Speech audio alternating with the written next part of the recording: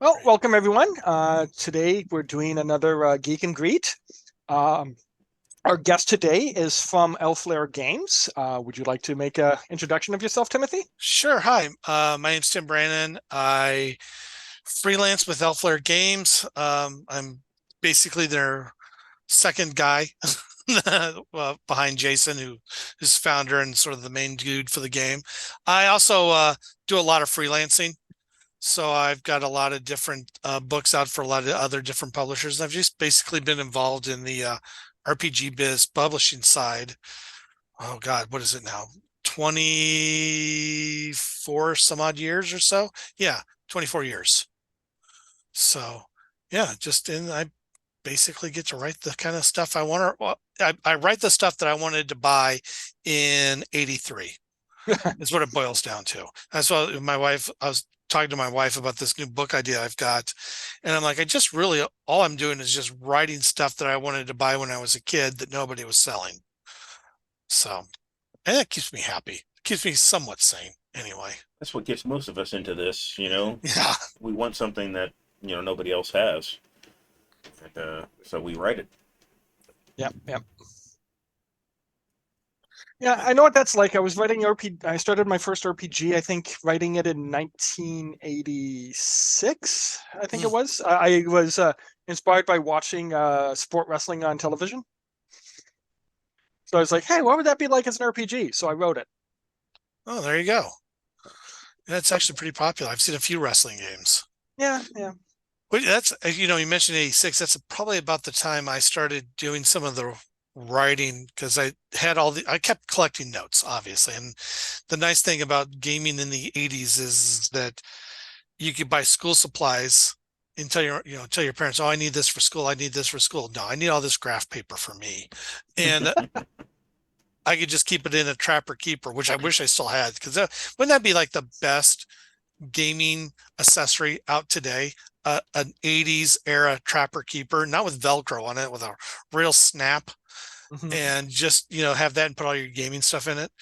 Um, so it was about that time, and I'd been playing for about 7 years, and I started sorting through all my notes, and I made different piles, and I've told the story in the past. The biggest pile that I had of notes ended up becoming what eventually became my witch class that I started publishing around '99, and still working on, still publishing stuff for today. Mhm.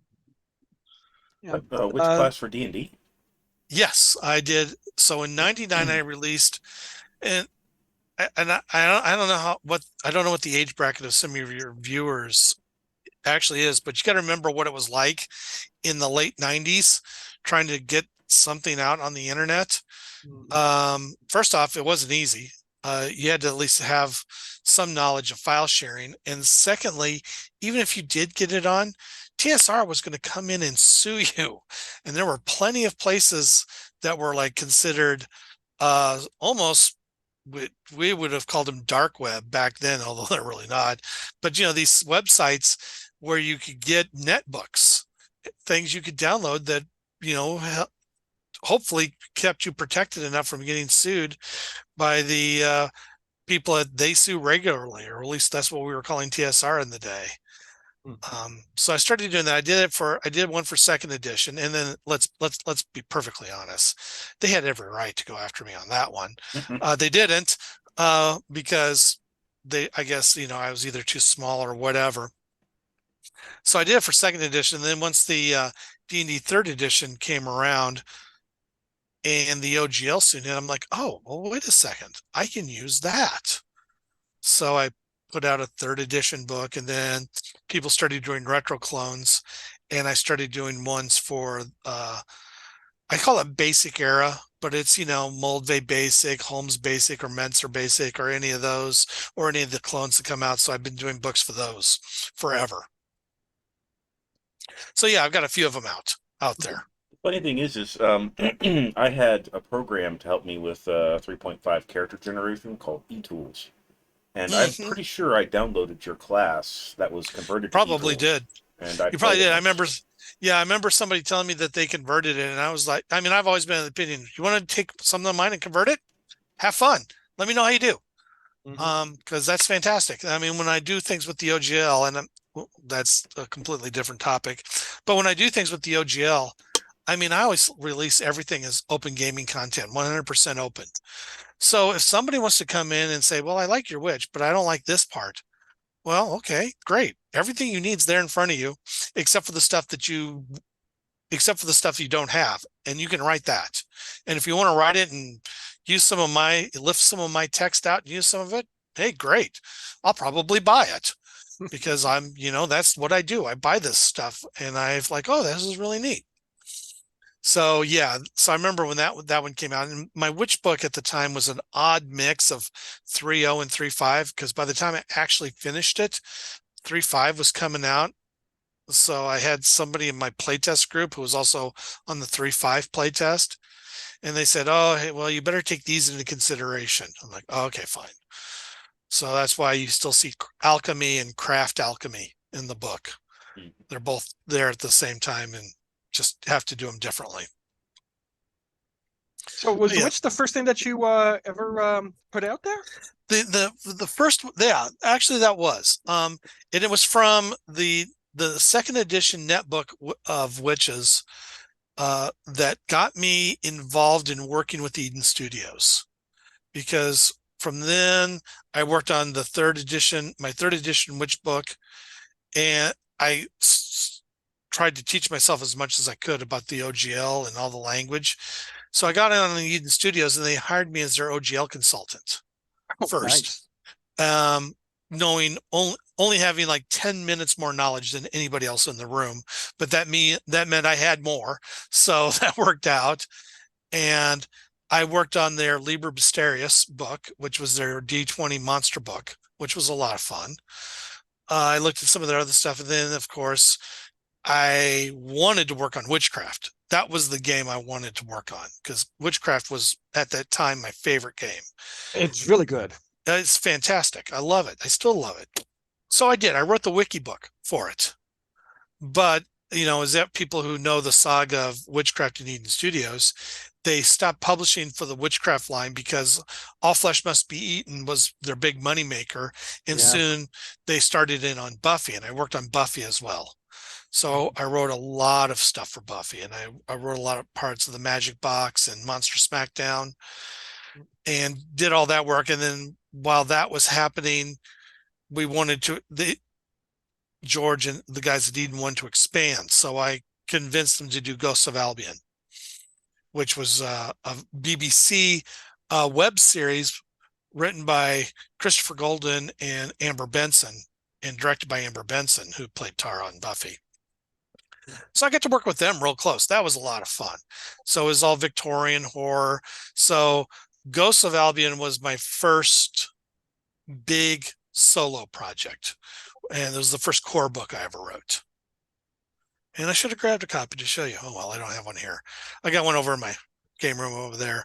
But that was fun. I did that. And then from then I moved back over to the D&D side of things when the OSR started getting big.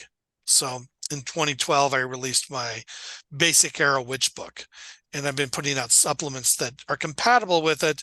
But each one I try to say it's compatible with a different clone's rule set.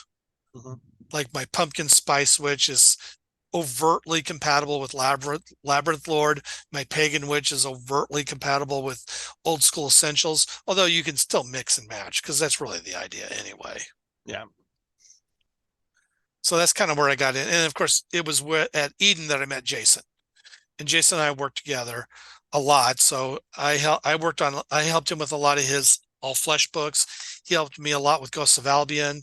We were both on the Doctor Who played test and the Lord of the Rings played test with Cubicle 7, because the Cubicle 7 guys and the Eden guys, they all knew each other, and we were all each other's play testers.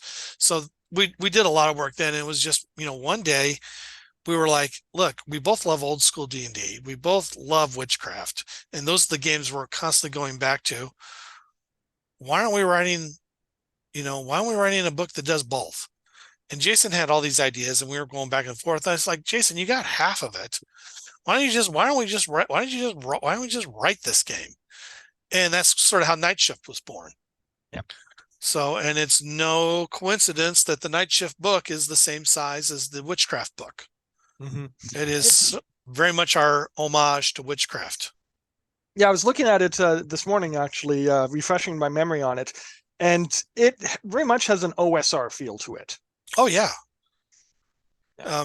It really that is by quite literal design, to be honest with you. Yeah. And with Night Shift, Jason and I had spent a lot of time talking back and forth. He actually went through all of the, and he's fantastic when it comes to original D&D rules. So the OD&D, the little brown books, Mm-hmm. although technically they're all white, but that's fine. Yeah. Well, they're all white now. The box was white, the books were brown. He was very good at sort of summarizing the rules. We broke it down to about 3 different rule mechanics that Mm-hmm. we felt covered pretty much everything. And then we went ahead and, created some classes that we felt covered pretty much all of modern horror, genre. So what I did is I threw it at my kids and I said, look, play test this, play test with your groups. And they tried things like, Supernatural and of course Buffy and Charmed and all these other different shows. Jason tried things like Lost Girl and other ones like that. We tried everything. I think even when somebody wanted to do Forever Night at one point. Lost Girl, that kind of surprises me. So yeah, you can do Lost Girl completely with these rules. Just use the fairy type and give her the succubus quality, or the succubus powers rather. Mm-hmm. And we loved it. We loved the way it works. So we're like, okay, let's do a Kickstarter and get this going. And we did. And it's been pretty successful, I'd have to say. It's pretty popular. I still see copies of it at my local game store. It's better when I don't see copies because then I think they're being sold. But every so often I do see a copy pop up and it's sitting there next to Old School Essentials, so I'm happy that it's finding its audience. It's a slow build, but that's really true for every game, to be honest with you. Unless your game is named D&D, you've got an uphill battle to go with an audience. Oh yeah.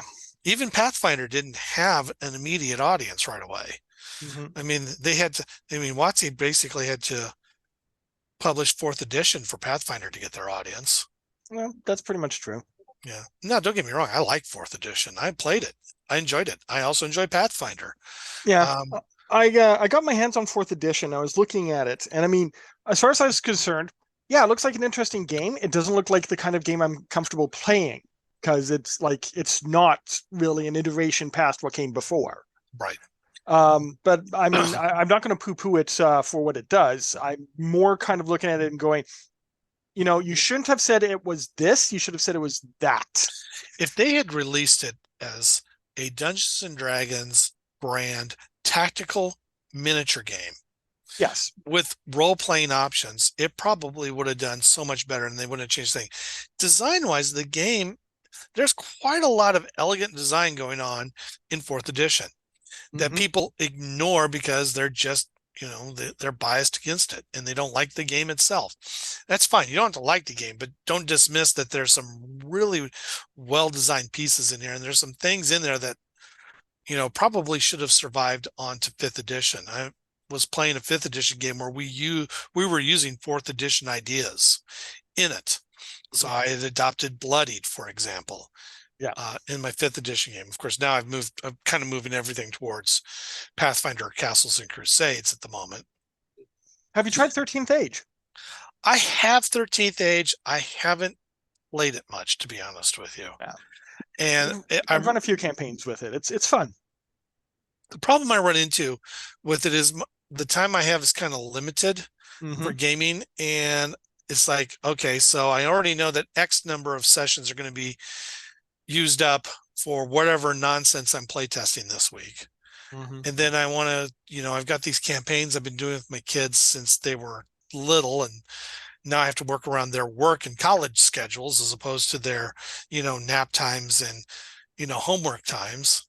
So yeah, I don't get much out. And it's like, I just got back into Castles and Crusades. I'm looking over Chivalry and Sorcery again for the first time in 20 years. And, it's just like, and then for reasons I can't quite figure out, I bought the new version of Pendragon because I wanted to do that one again. So now I've got another game sitting on my desk over here that I haven't played yet. Castles and Crusades, that's its own RPG system, right? That's correct.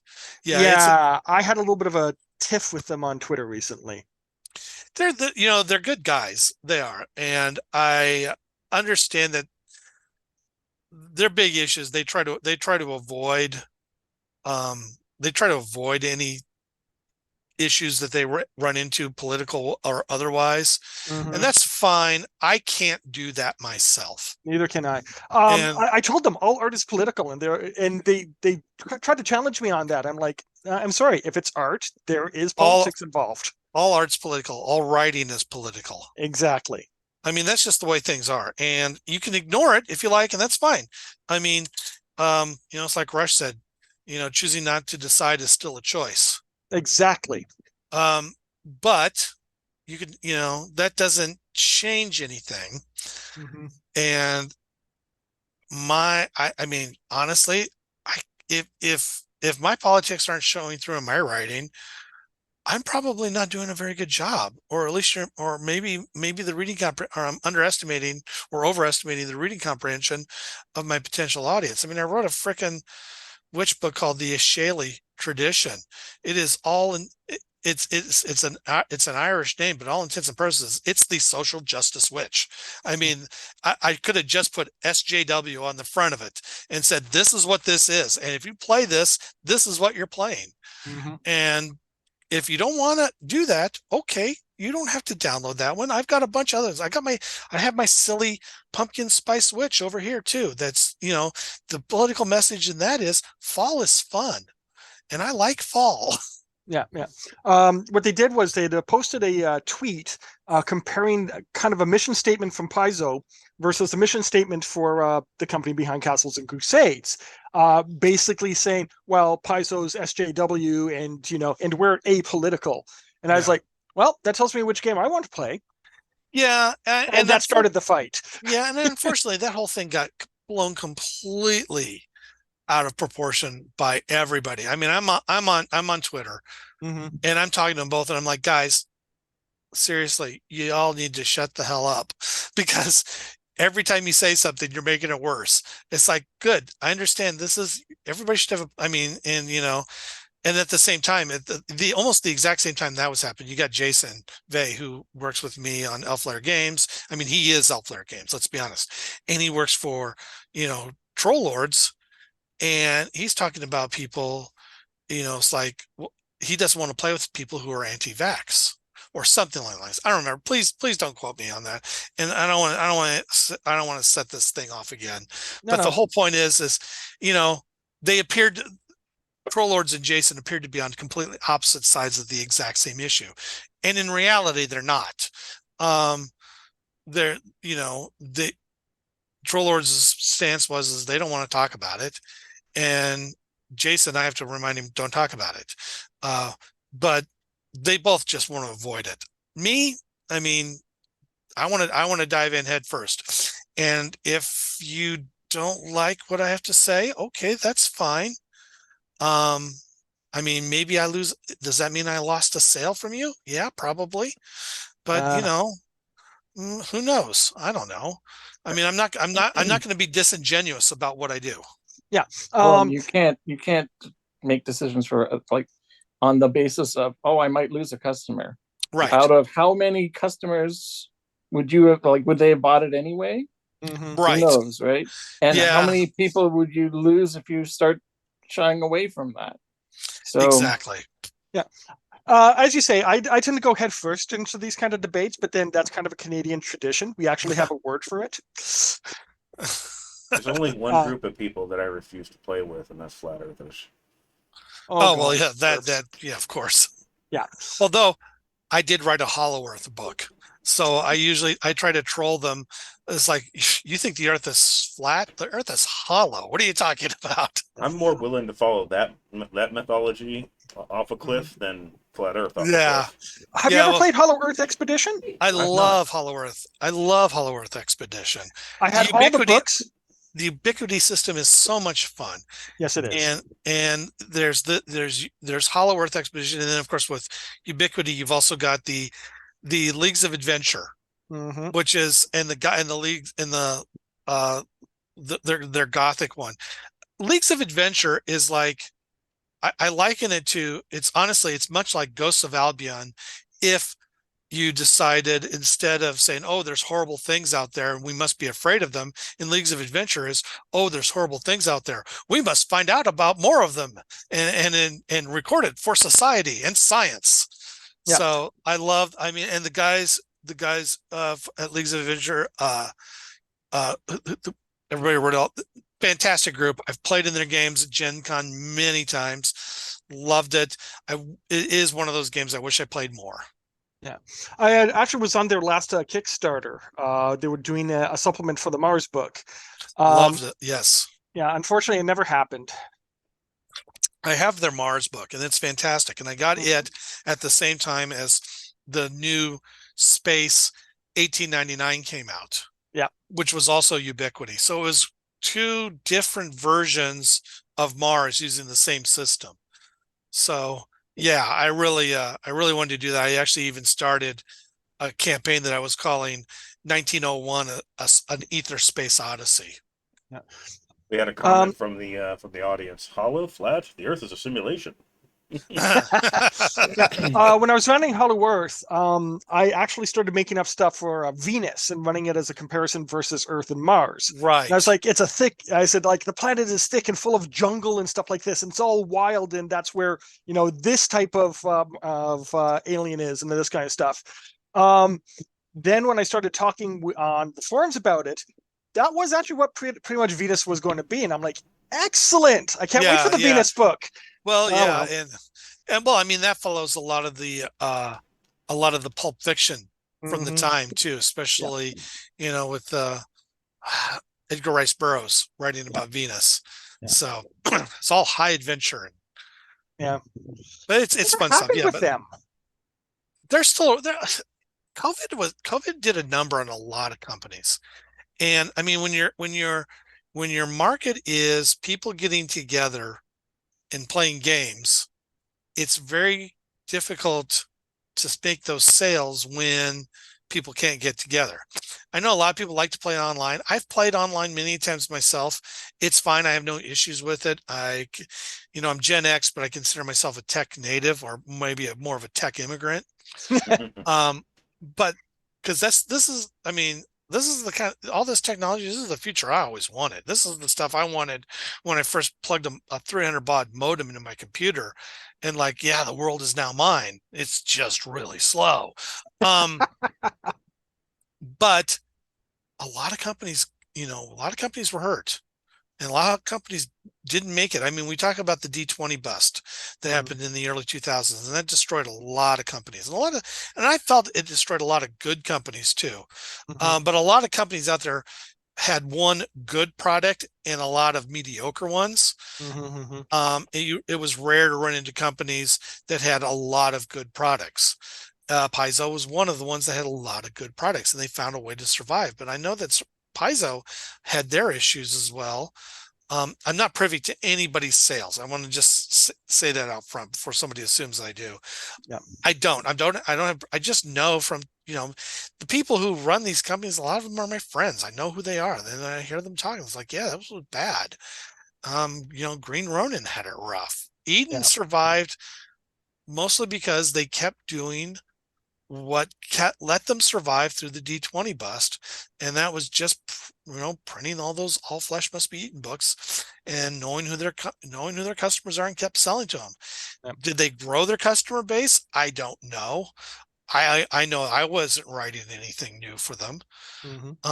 But Eden is still around, George is still around, and he's got Zombie Planet to deal with as well. And he's opening another location. So, hey, I guess that means success. Yeah. So to circle around to the beginning. Yeah, sure. Talk about Night Shift. Night Shift. Oh, okay. So Night Shift is the game I was always going to write. Mm-hmm. It's so growing up, I started like many people playing D&D, Mm-hmm. and then I moved on to a second role-playing game. Now, it's a bit fuzzy in my mind what that second one actually was. It was either Traveler or it was Chill. And I believe that's because I purchased both of them from uh, a via mail order from a hobby shop now that's only 8 miles from me, but at the time it was 300 miles. Mm-hmm. So it's a local place to me. They're still around, thank goodness. And I picked up Chill and I picked up Traveler. So I have a hard time remembering which one I actually played first, but I like to say it's Chill because I Mm-hmm. love horror. And horror has always been my thing. That's what I love. If it's scary, I'm going to watch it. I went to, in the 80s, I went to every slasher flick that ever came out, every vampire flick. I remember seeing the Frank Langella 1979 Dracula. Probably, I may have seen it in a drive-in theater, to be honest with you, at age 9. And I thought, this is amazing. This is like the coolest thing ever. And my mom used to love to watch Dark Shadows. My God, nobody has more horror stories than my mom does. And she to this day still sends me monsters to write up. She goes, "Oh, you need to do a monster like this." I'm like, "Oh, okay, that's great." So I've always played a lot of horror, and Chill was my game of choice. Yeah. Everybody else was playing Call of Cthulhu. No, I had to play Well, Chill. that was my second RPG, was Call of Cthulhu. Well, and that makes sense. That was a lot of people's, and I loved Call of Cthulhu. I did, but Chill was the difference is It's between quite different. the difference between Chill and Call of Cthulhu is, well, Chill, you've got hope. Exactly. And Chill, the monster hunters have an opportunity to win. Mm-hmm. And you talk to people today. What is Chill? Chill is Supernatural, the Yeah. RPG. Margot Weiss Games did a wonderful Supernatural RPG as well, but it topped off at what, season 4, not knowing there was going to be 112 more seasons after that or something. Okay, it was only Yes. 12, but It felt uh, longer. it felt longer. But so Chill is Winchester's the RPG. Yeah. Okay, so that's great. I played a lot of Chill, and of course that got me into other games, and I played lots of. I mean, I dabbled in Vampire the Masquerade because it's the 90s, and that's what everybody did anyway. I enjoyed that, actually. I did Nice. too, and I liked Mage better, of course. Mm. So shout out to Phil, my guy who wrote Mage. But those were always the games I wanted, and I'm playing D&D, and I'm thinking this is fantastic and all, but it needs to be more like the TV shows and the movies that I watch. Twilight Zone, Tales from the Dark Side, things like that. And so when Ravenloft, the adventure came out, I basically bought that and I threw it at my dungeon master and said, "You're running me through this now." So I've been picking up a lot of different things along the way, and I wanted a game that had a familiar rule set, D&D or the OSR, but yet still allowed me to do modern supernatural and play in any type of genre I wanted. So one of the things we do in Night Shift, just a couple different things, but one of the things we do is we have different genre modes. So you can play things realistic, cinematic, or gritty. Yeah. Now in realistic's the default.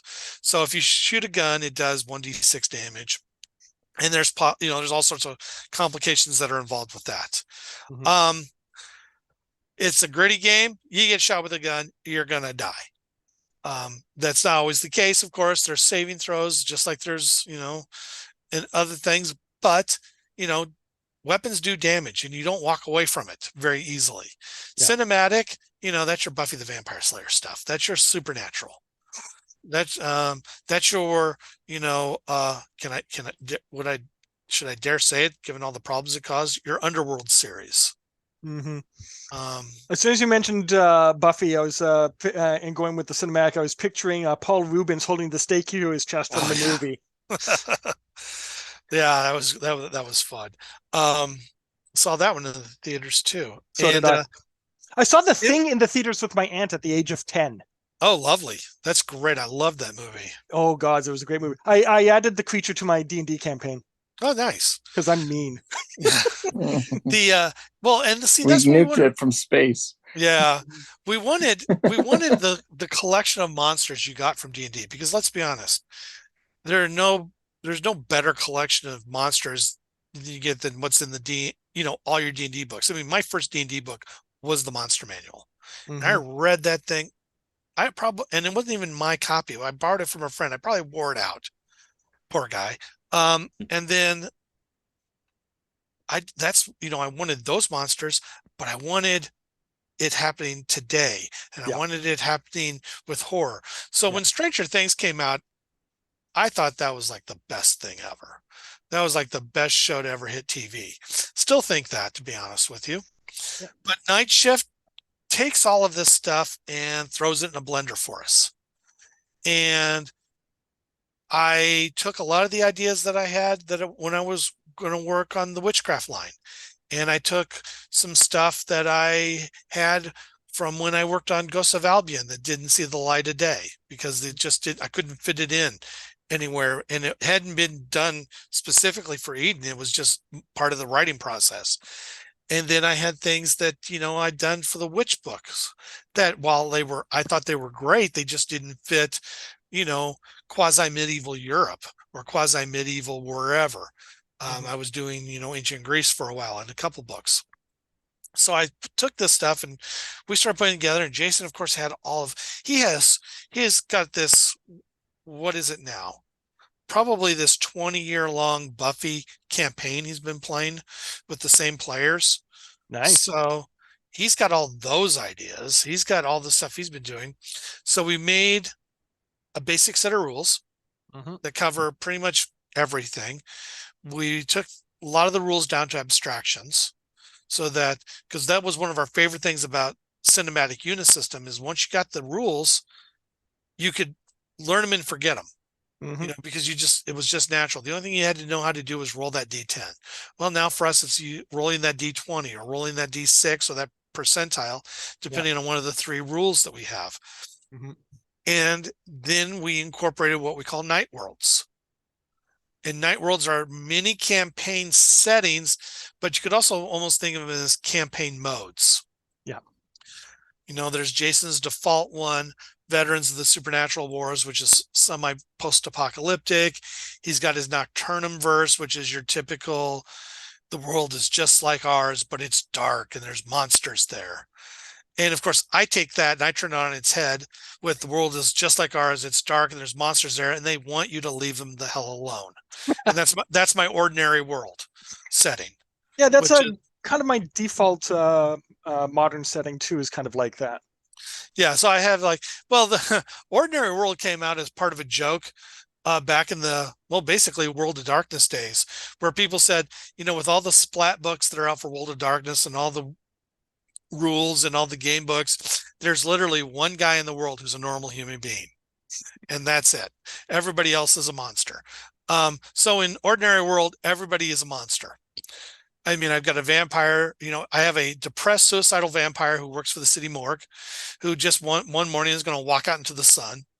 I got the city council, are populated by werewolves, witches, and what I call an urban hag, because everybody remembers that mean old uh, neighbor lady who lived down the street with the really vicious dog who was always barking at you for no reason. Well, it turns out she's an urban hag and she's been there for 200 years. Hmm. And, just things like that. And, there's all these politics and machinations and, stuff that humans wouldn't care about. But, if you're a vampire, okay, how do I get to the grocery store? And and if I do, what do I even need there? Do I need to go? Do I need to buy new clothes? What's going on here? Blood oranges. Blood oranges, right? I'm sure someone tried it somewhere. Yeah, so that's, and then I also have my magic school in Mhm. there called Generation Hex. And Nice. Nice. that but I decided to turn that one on its head because unlike some other magic schools out there, I wanted this one to be different. So as it turns out, it was only people who were born during the turn of the millennium Mhm. are going to get magic. So they had to be born 99, 2000, 2001. And their magic didn't activate until the so-called, 2012 apocalypse. Mhm. Yeah, that happened, but all it did is it made all of these kids who were basically aged, 13 and younger, now they all have magic. No adults do. Oops. So how the world had to adapt to that. So there's all these schools and they're all over. And of course, that allowed me to pull in some day job stuff. And I designed curriculum for the schools and talked about that. And there's sports teams and cliques and all this other stuff. And I got my kids to play that with me and they had a blast because we were talking about different things that, kids would do in high school because these are all supposed to be high school kids. And I picked that because high school is I said this then, it's not necessarily true anymore. But at the time I said I chose high school because it's the one thing that almost everybody in the United States does. Not everybody goes to college. Not everybody goes on, to a military or to a career afterwards. Mhm. High school is the one common element everybody has. Everybody has a high school story. Nobody has a great high school story. People have lots of terrible high school stories. So that's what I wanted to do. That's the thing I wanted to replicate. Of course, then COVID hit, and then my youngest didn't even go to school their last couple of years. So, got a question for you Yeah. concerning Night Shift. So I hear there's going to be another book coming out soon. Yes. Before that, though, Mhm. the Night Shift that I've seen going through the book and stuff is very much a North America, Europe kind of genre. Right. Have you considered how you do it for Africa, India, Thailand, Japan, Australia, China, Yeah. Korea? So, I mean, I apply the Stephen King axiom is you got to write what you know. Yeah. That's what I know. Those are the things I know. When I was now, I mean, when I was in high school, of course, I learned German. In college, I did too. But in grad school, I learned Japanese, and now I'm trying to learn Spanish. So I try to get myself exposed to different cultures a lot. Does that mean I'm necessarily qualified to write about those different cultures? I don't think so, really. I mean, I probably could figure some out. I mean, a lot of people write about a lot of things that they don't experience directly. For example, I've never seen a vampire. I've written a lot about vampires. Yeah. And I actually have friends that live in Japan, and I could write to them and one of them is a guy I went to college with. I mean, he was my college roommate. He now lives in Japan. He translates, old texts into English. That's the job him and his wife have together. Nice. And he's doing wonderful at it. And I could easily call him up and say, Doc, can you help me do a Japanese book for this, or something along that lines? And I could do it. So yeah, it's a matter of I got to if I'm going to do it, I got to make sure we're doing it right. Yes, definitely. I don't want to screw something like that up. If I screw up something about Chicago, where I live, and that's where Generation Hex is, takes place, is anybody actually going to care? If I talk about a stop on the blue line and it's not actually a stop on the blue line, is anybody going to worry about that?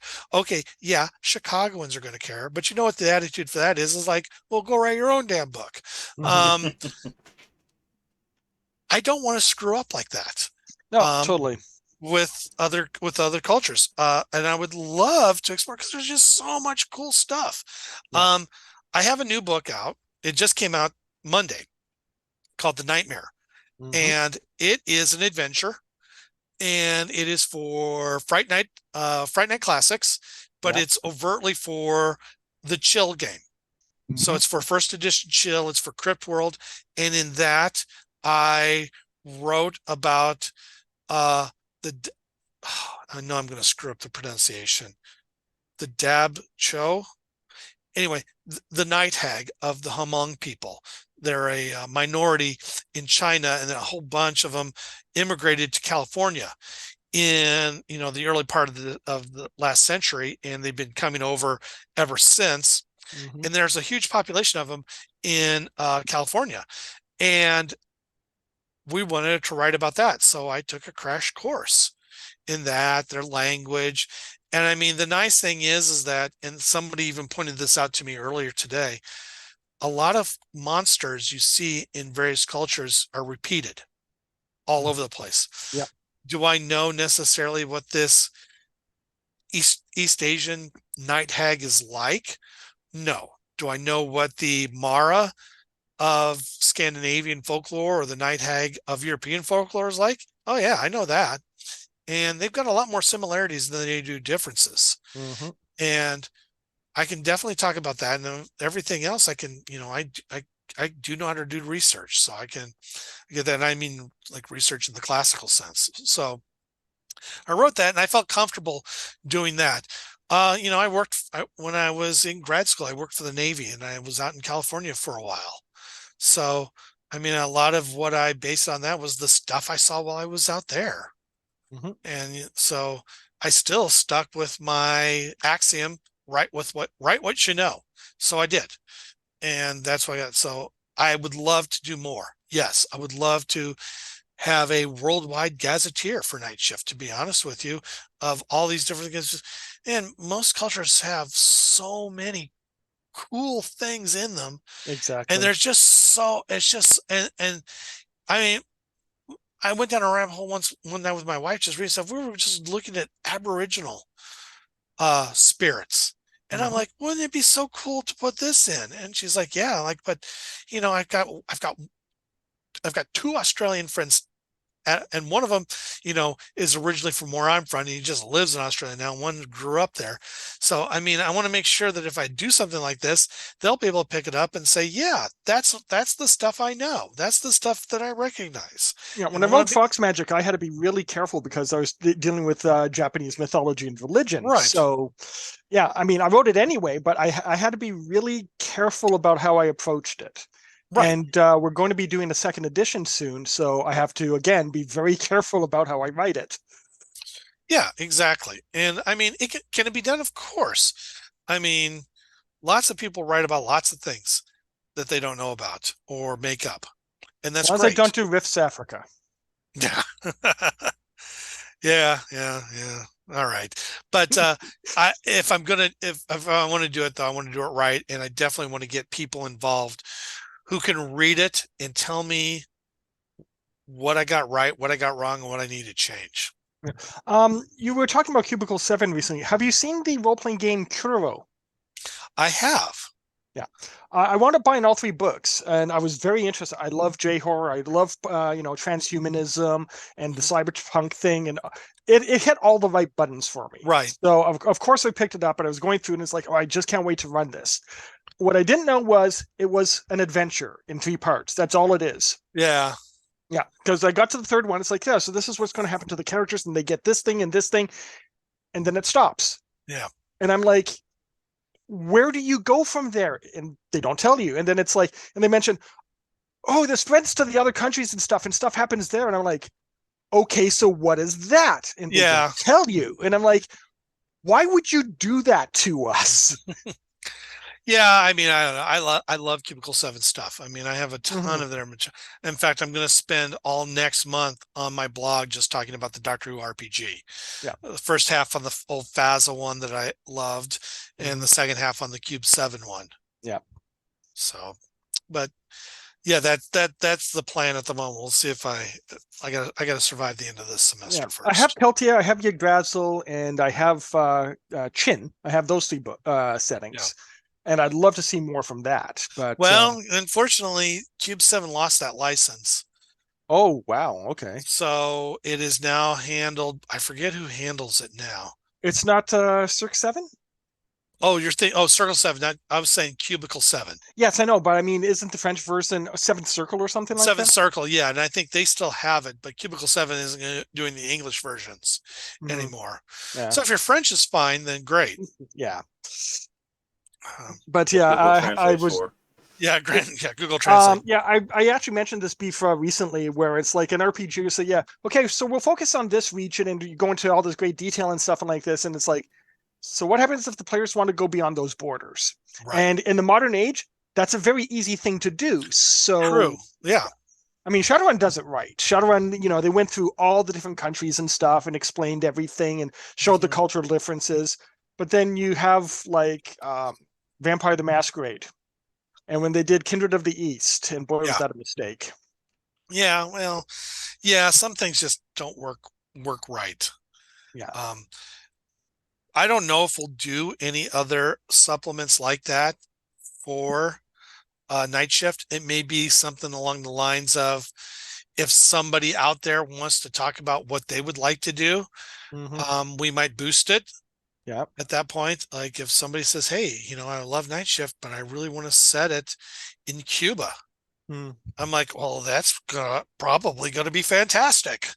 Yeah. The food's going to be great. I know that much. Um, so let's see what happens here. Yeah. And But like for example, for night shift, going back to night shift, yeah. I'm Shinto. If Mhm. I wanted to like have like a Shinto character using, like the like a faith-based character and stuff like this, Right. how would you fit that into night shift? Because that's a completely different ideology. Well, honestly, we try to write a lot of the classes to be, I don't want to say fairly generic, but certainly fairly simple and flexible. Hmm. So if you wanted to use, let's say, a Yeah. Theosophist, Yes. as your character, but you want to say, no, that's not what this character is. This character, is a practicing Buddhist. This one, is practicing into Shinto. Uh, Asatru, Pesajet, all that well, stuff. with and I'd get to, with the Satra, maybe go with the witch class, Hmm. for example. But I would say at that point, it's largely a matter of working with the game master and saying, okay, this is what I want to do, and this ability is called blank in the book, but I'm writing it as this on my character sheet, Hmm. or this spell is called this, and on my sheet it's now called something else. Now, this is something this is something that I irritate Jason with all the time. When I write spells, I'm like, you know, I, the spell I write would be called middle pillar right. And Hmm. he's like, just call it strength for God's sakes, because that's what it is. You know, I like to give him these Flavor. evocative, elaborate spell names. But I mean, his point is good though, because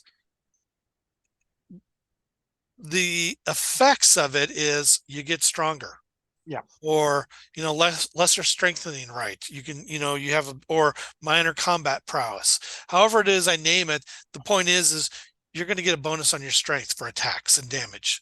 Okay, mechanically that's all I need to know. What it's called can be called anything. Yeah. um the You liked emanation of the seven Exalted, didn't circuits. you?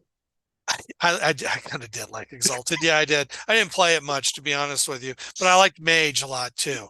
Yeah. So, but yeah, so I mean, honestly, at that point, it's just a matter of working with working with your game master to say, okay, what is it you need to do that would work?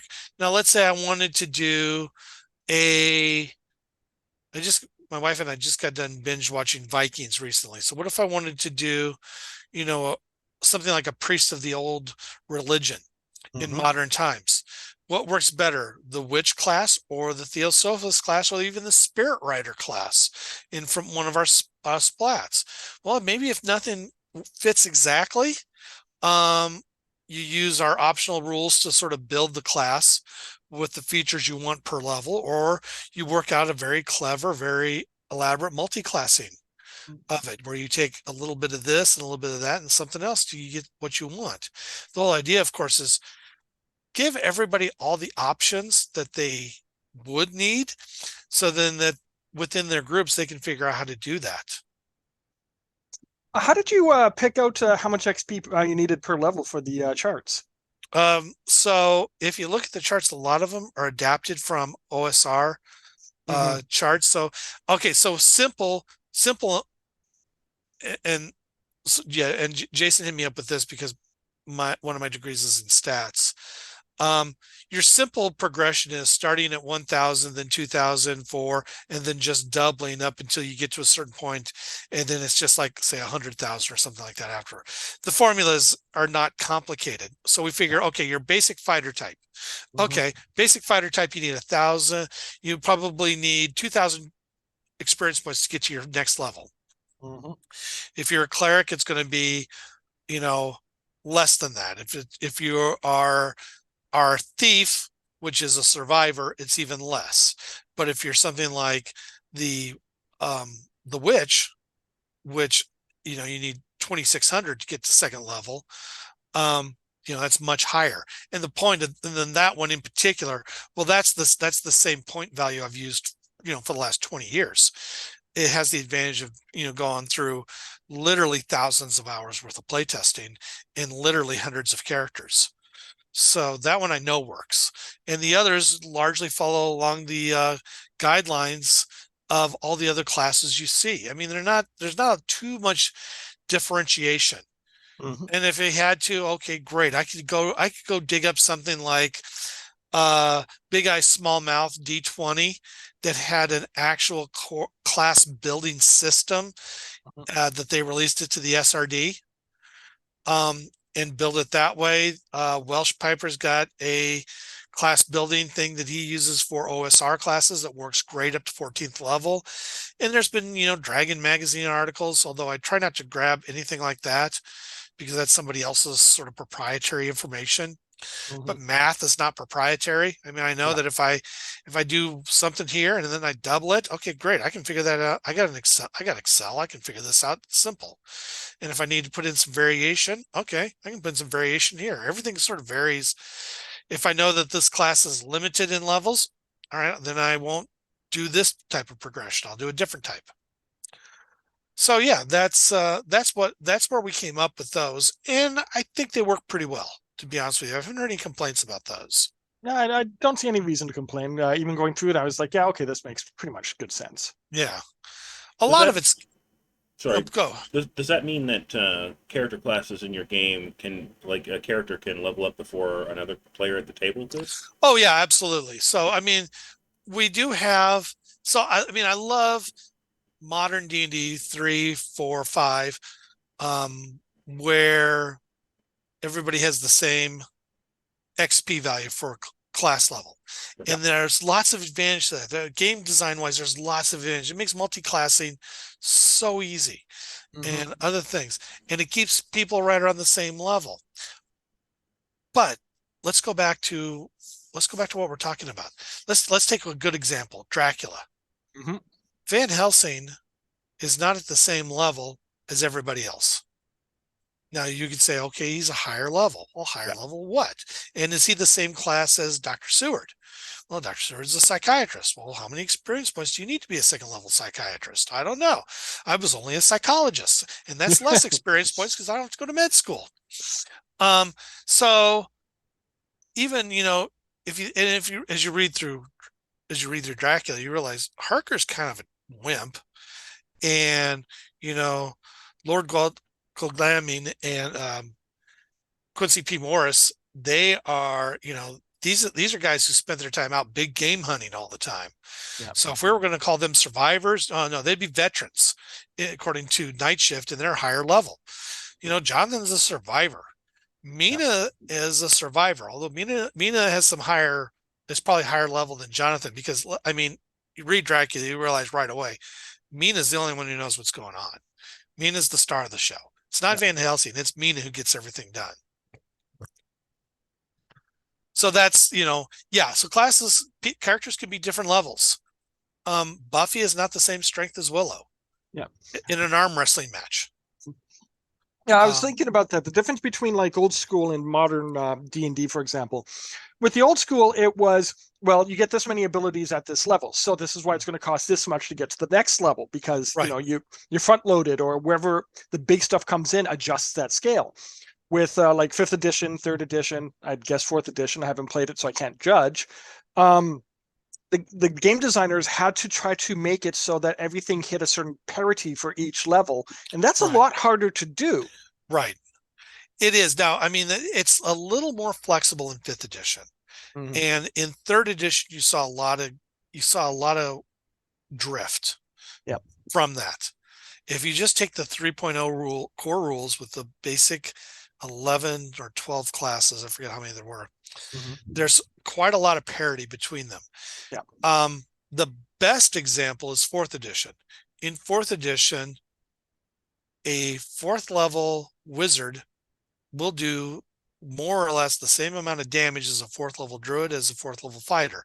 They Yeah. just deal those damages in different ways, Mhm. and they're capable of still doing different things. But Yeah. they're still a character at one level is as effective as that. I mean, that was a design goal of 4th edition. Mhm. It's not a design goal that I think many people who play D&D want, and especially people who played 1st and 2nd, or even original or basic.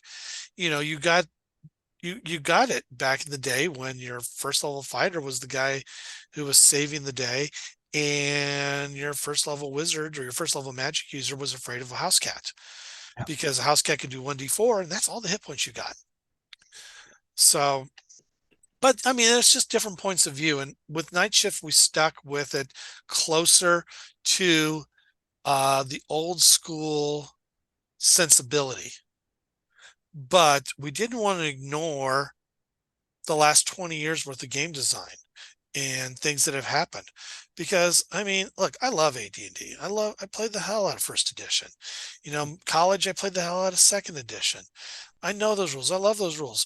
The rules are not great. I mean, let's be Oh God. perfectly honest. Let's be perfectly honest here. I was the other day trying to figure out saving throws after leveling up a character. I'm like, wait a second, what the hell are the saving throws? They're not in the player's handbook. No, it's in the GMG. Yeah.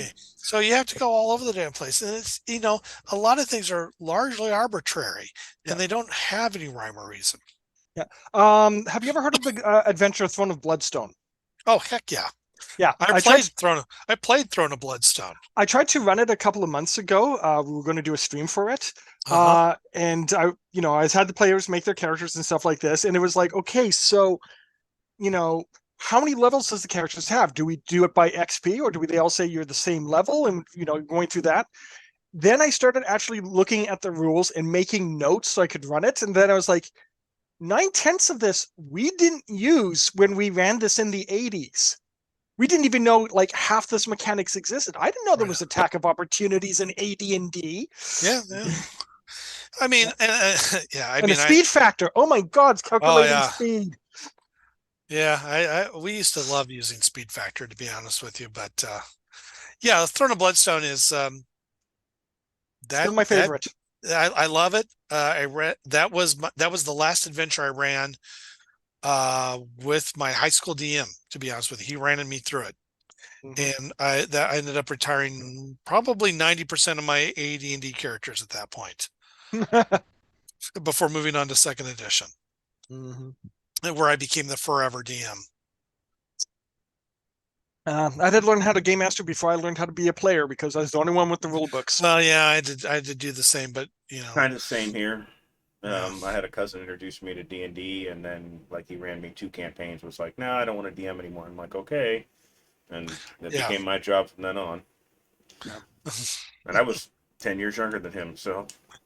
Oh wow, there you go. Yeah. I taught my younger brother how to play, and of course he taught a lot of other people after that. But how would you do a Throne of Bloodstone campaign for 5th edition? How would you make that kind of adventure? Well, honestly, I would steal liberally from the Wrath of Demons or Rage of Demons thing they did. What was the name of that adventure? It had Demigorgon on the cover. Yeah, okay, I know which one you're talking about. So that's, I mean, honestly, it's Out of the Abyss. Yeah, Out of the Abyss. So honestly, I'd steal liberally from that. I was actually looking at merging in some horrid science experiment the HPE adventures for 4th edition, the Hero, Paragon, and Epic tiers, which basically sent you against Orcus, and then capping that off finally with Throne of Bloodstone. Yeah. So for those who aren't in the know, for our viewers, Throne of Bloodstone was set for levels 18 through 100. Yep. Back in the day.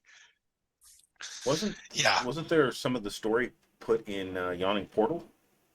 Yeah, I think so. Yeah, I Yeah, thought I mean, I'd seen that recently. yeah, a lot. I mean, a lot of the. I mean, some people say that they're just recycling old ideas. I'm like, well, no, it's not necessarily recycling. It's a continuous story Right. throughout. Because one thing I love doing when I'm running my kids is I'm like, I'll sell little tidbits. I'm like, oh, this is the room we got caught in and couldn't figure out a way out. And things like that. So I mean, it's I ran Keep on the Borderlands for them, and the history of that is like, oh yeah, 30 years ago, a group of brave adventurers came in and cleared this all out, but it's filled back up again, and now you got to go back in and finish the job that those guys didn't finish. And of course they caught that. They're like, you mean you didn't finish? I'm like, well, yeah, whatever.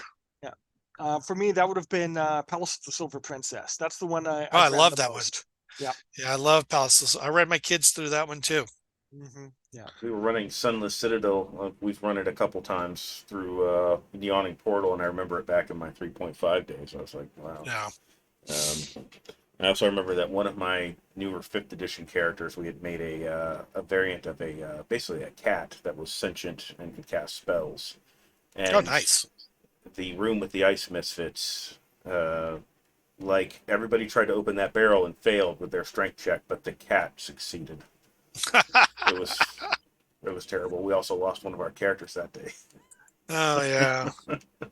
So how would you do? I mean, with Run of Bloodstone, if you were to do it in 5th edition, how would you do the level for it? I mean, would you start them off at 16th level, 18th level? Would they start picking up epic powers or something? That's a good question. All right. So, while it says 18 to 100 on it. Let's be honest with you. Nobody, even in the ridiculous 80s, where I saw some characters of just cringy level power. I don't recall ever seeing anybody with a 100th level character. Yo, Yeah, all right, there you go. But still, that's just the exception that proves the rule. There's one. I mean, how many people can I name? Okay, now I can name one.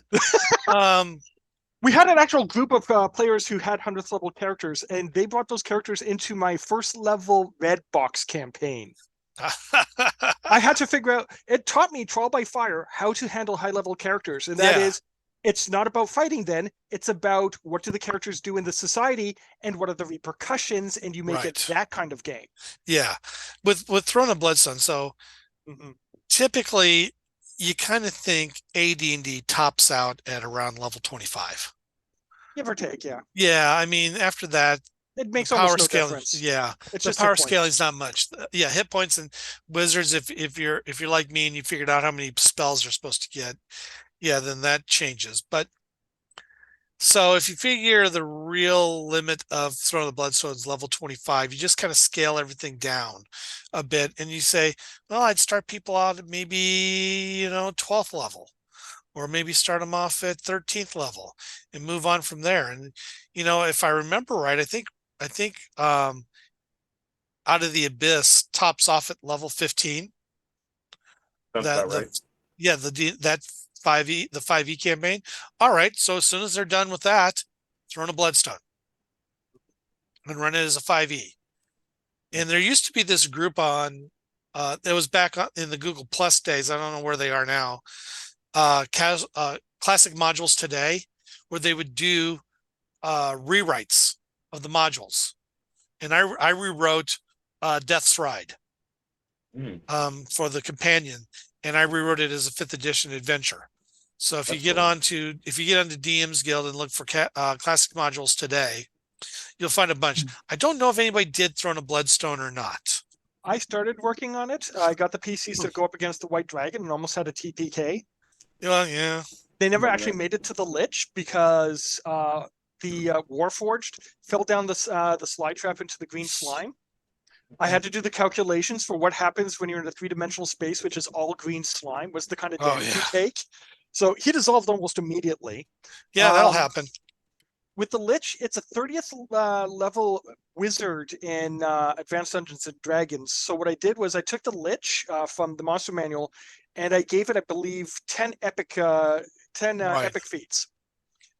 which made it a really scary thing for. Yeah, that would be. Yeah, I have the notes. I Layer can actually share them actions. with you if you want. Oh yeah, I would actually dig that. I'm just popping on real quick to see if on Dungeon Masters Guild to see if they have it. I think I Let's see. mentioned last week, the question was posed about Yes. how to continue playing after level 20 in 5th edition.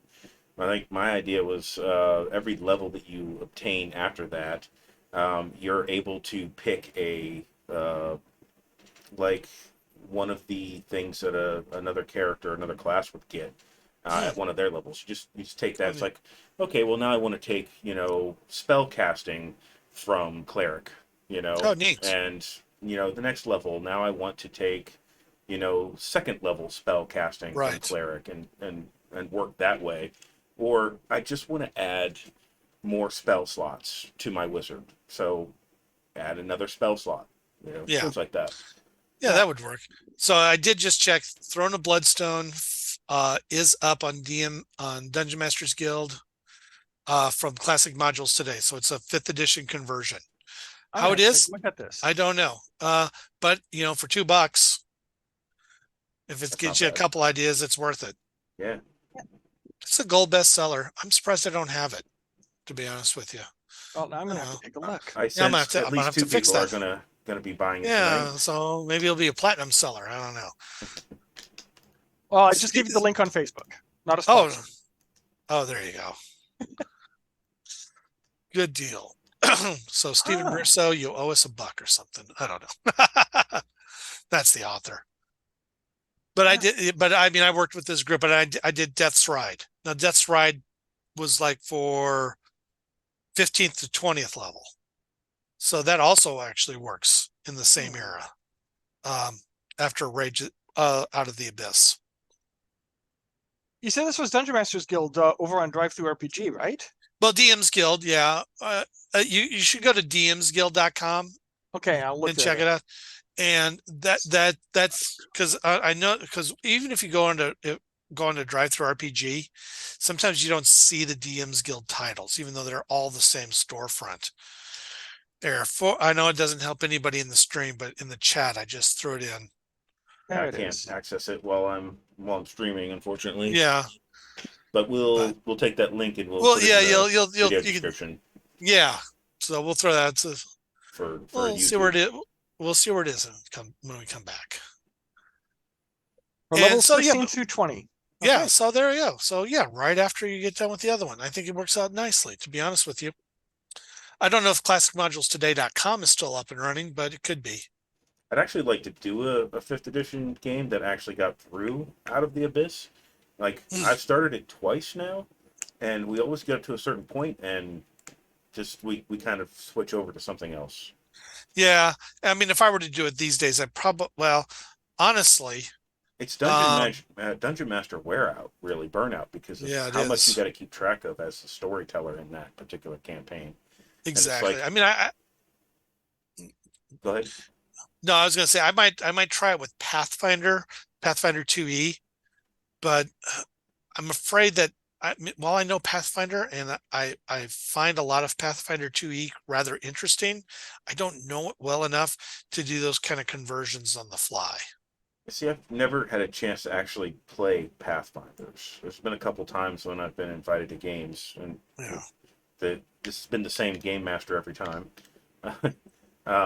But I still haven't ever played it, and I'd love to give that a try. Well, if you played 3.0 or 3.5, it's very, very similar. There's a couple of things in there that have cleared up the rulings. But I mean, at high level, your characters, it's people jokingly refer to it as Feet Finder. Nice. And which is really funny, considering that when I run Pathfinder, I grabbed PC's a feat every level. So you make things worse. From my point of view, it's feats which do make your character unique. And I like that. I mean, I like the customization. I do like feats. Don't get me wrong. Yeah. But yeah, it's of course I can't really get into Pathfinder 2nd edition. It's just the philosophy for how that was built runs completely opposite to my philosophy. So it's just like, yeah, okay, you enjoy Pathfinder Second Edition, that's fine. It's just not my game. Right. I get that. There's a lot of great games out there that just don't click with me for whatever reason. There's nothing wrong, and it's nothing wrong with the game. And it's just that, I get what they're trying to do, and my time is limited and I got other things. I'm going to take a break for just a moment. I'll be back. Yeah, no problem. Yeah, my big thing with it is you can almost say I'm anti-game balance. For me, the mechanics are supposed to reflect the setting, and the setting isn't necessarily going to be balanced. Exalted is a perfect example of that. For example, Right. Shadowrun, Cyberpunk, things like that. It's like everybody has the same options at the start, but once character creation is done, there's no guarantee that anything is going to be balanced, and it really shouldn't. Right. If you're sticking true to the setting. Yeah, I mean, and I get that. I really do. And I think you certainly see that in Night Shift, where, and oftentimes, I mean, look, if you play this at the gritty level with Night Shift, one vampire should pretty much wipe out a party. I mean, they really should. Yeah. That doesn't make for a very interesting story. I mean, Dracula isn't about Dracula, for example. I mean, he's not even in the book all that much. But he's powerful enough that he could destroy everybody. What makes the book good is it's about, these different groups of people working together and pooling their information and their resources so that they can defeat this old world monster. And it's also, there's also technology versus old world religion in that, which I won't get into, but I can talk forever about Mina Harker. Have you ever seen the movie Monster Squad? I'm sure I did when it was out. They had all the Universal monsters coming up at the same point. Yeah. The scene where Dracula is just walking down the street and going through the military like, a knife through paper. Yeah. That was one of the best scenes I had ever seen as a kid, because it showed just how scary he is and that there's nothing they could do. Right. I mean, Dracula's supposed to be scary. And a few years ago, this book came out, Heart of Darkness, not at all related to Apocalypse Now or anything like that, but it was this Icelandic version of Dracula. So yes. So Bram Stoker wrote Dracula, and he serialized it in newspapers because he wanted to retain the copyrights for both stage production and everything. So he went about that. Of course, now the copyrights have expired, but it was serialized in an Icelandic newspaper, so they translated it. The trouble is that the version that they were working off of was an earlier version of Stoker's manuscript, and it wasn't complete. So they added in things. And honestly, it reads like the novel version of the Hammer Horror Satanic Rites of Dracula, except, back in the 1800s, where, Dracula's not just some vampire with some additional powers. He is a friggin', high priest of Satan, and he is scary as hell. Unfortunately, the book falls apart towards the end because, Stoker wrote, a great book, but as it went on in the manuscript, it became more and more of this Icelandic author whose name escapes me, and I know I can't pronounce anyway, but if you look it up, you'll see it. And it's not quite as good, and it's a lot shorter than Dracula, but let's be honest, Dracula's really long. I read it for the first time in high school and thought, oh, this is great. And I make a habit to reread it every so often.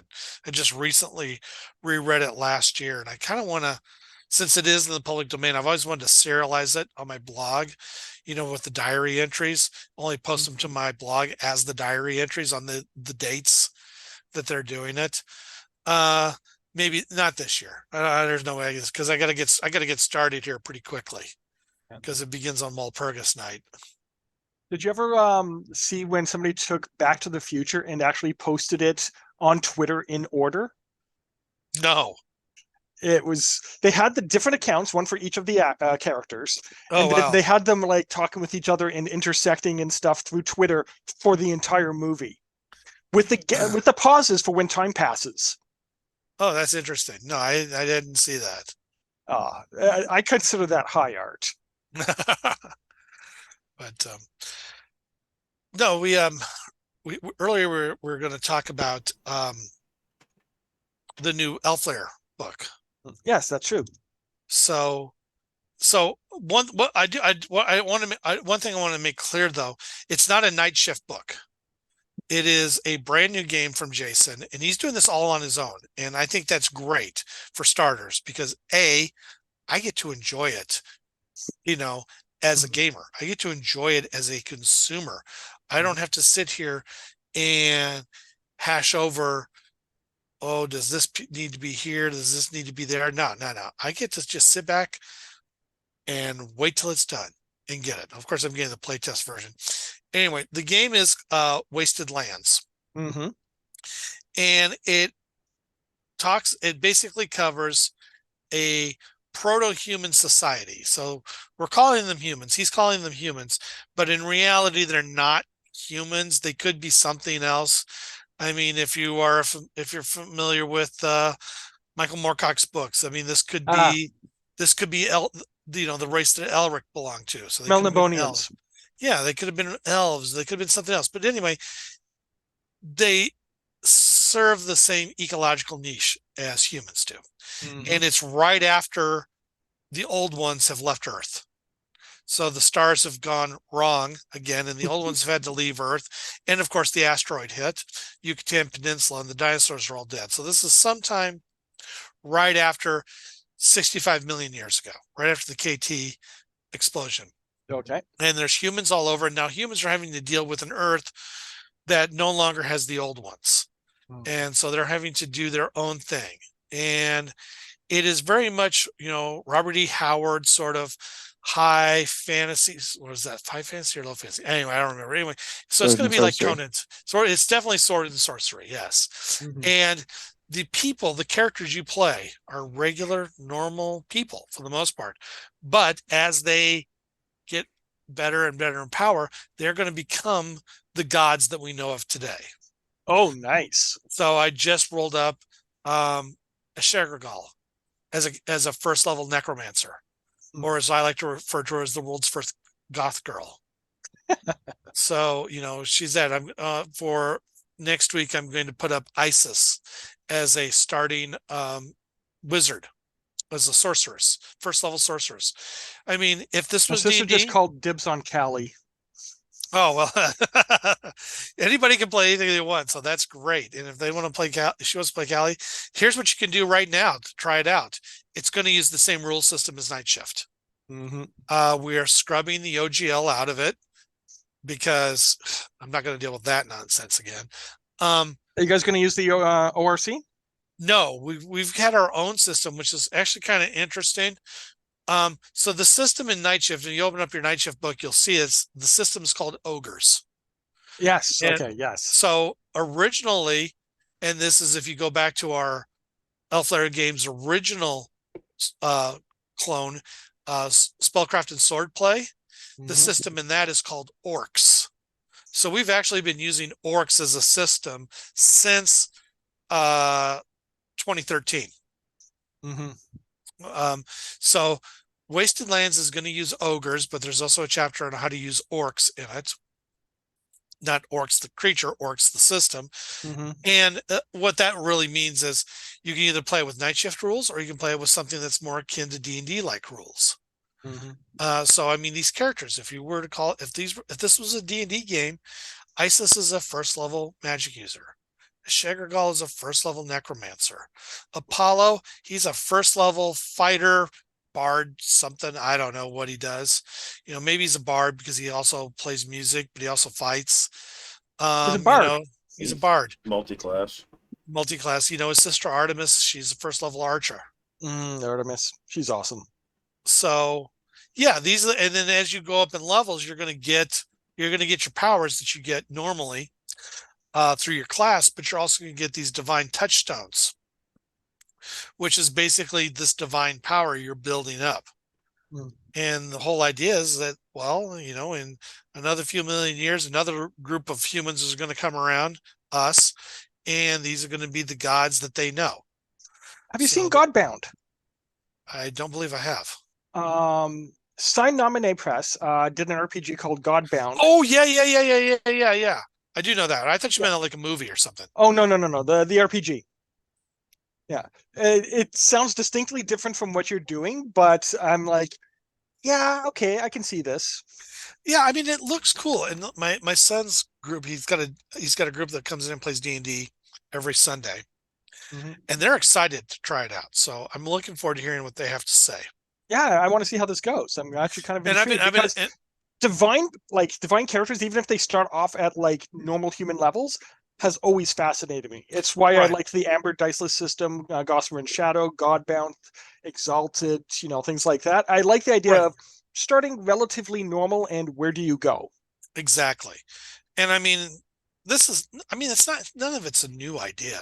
Yeah. I mean, this is largely still, the hero with 1,000 faces. This is Yeah. the mytho, this is the what the hell, why am I stumbling over my words over here? The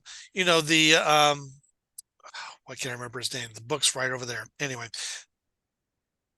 Joseph Campbell, thank you. Joseph Campbell's Mytho Cycle. Yeah.